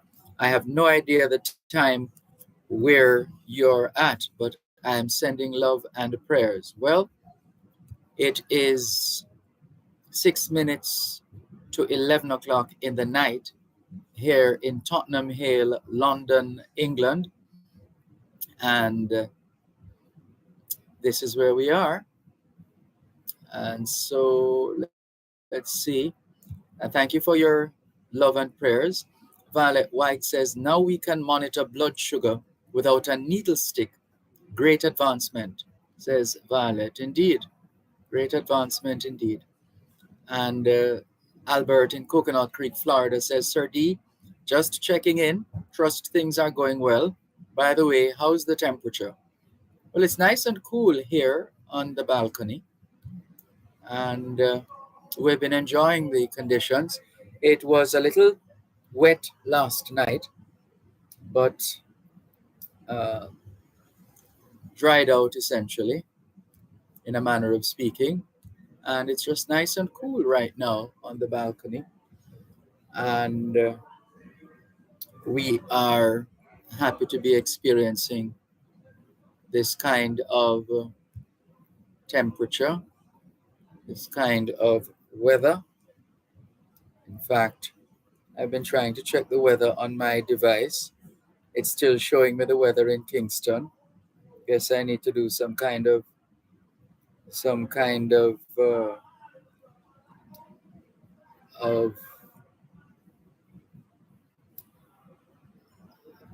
uh, what do they call it? There's a term for it when you have so many things on your mind while you're multi or trying to multitask, but that the doctors tell us we can't do as much as we think we can. The brain doesn't work like that, we're told. So while we're doing all of this and trying to remember, acclimatize. Yes, that's the word I was trying to find. To acclimatize. So it seems we need to acclimatize this phone to the conditions so that it can take us out of Kingston and place us right here in Tottenham, London. It's supposed to be able to do that, and I guess I need to do something, but can't do that now. What we can tell you, it's 30 degrees Celsius in Kingston, Jamaica. Let's see. Here in Tottenham Hale in London, it's 31 degrees Celsius and windy.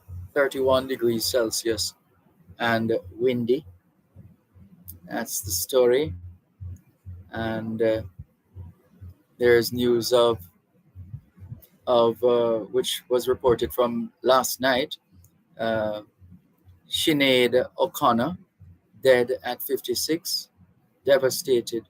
Reactions pour in. And yes, that came in yesterday, and we express our condolences. It's the way we all have to go one day at some point or another. So a reminder that we need to make the most of life while we have it. Sylvia Myers says, enjoy your time in England. Have a good time. Thank you, Sylvia Myers. Thank you very much. All the best. Winifred Campbell says, hi, Sir Malcolm. Good evening. Good afternoon to you, Winifred Campbell. Thank you very much for tuning in. Can we thank you once again for the privilege of serving you on yet another edition of your program, Both Sides of the Story, for today, Thursday, the 27th of July, 2023. The moving finger writes, and having writ moves on, nor all your piety nor wit shall lure it back to cancel half a line, nor all your tears wash out a word of it. All things being well, Both Sides of the Story returns tomorrow afternoon, 2 to 5. Who knows where we'll be. Till then, this is Dervan Malcolm on behalf of our technical team at home and abroad, and our host organization, Angel Foundation UKJA. This is Dervan Malcolm wishing our viewers and listeners all over the globe a safe afternoon into evening into night, and we wish you all well. Thank you so much for staying with us, and all the very best. Till tomorrow, take care. Au revoir, Don Bernard. Au revoir.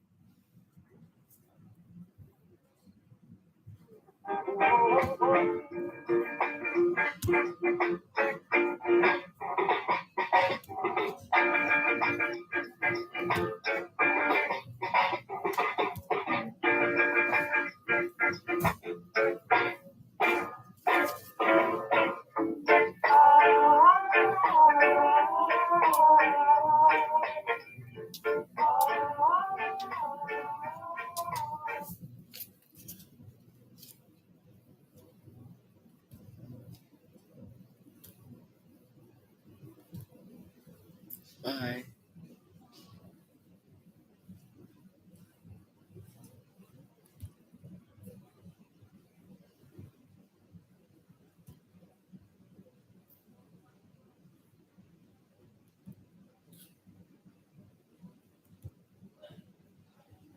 Bye.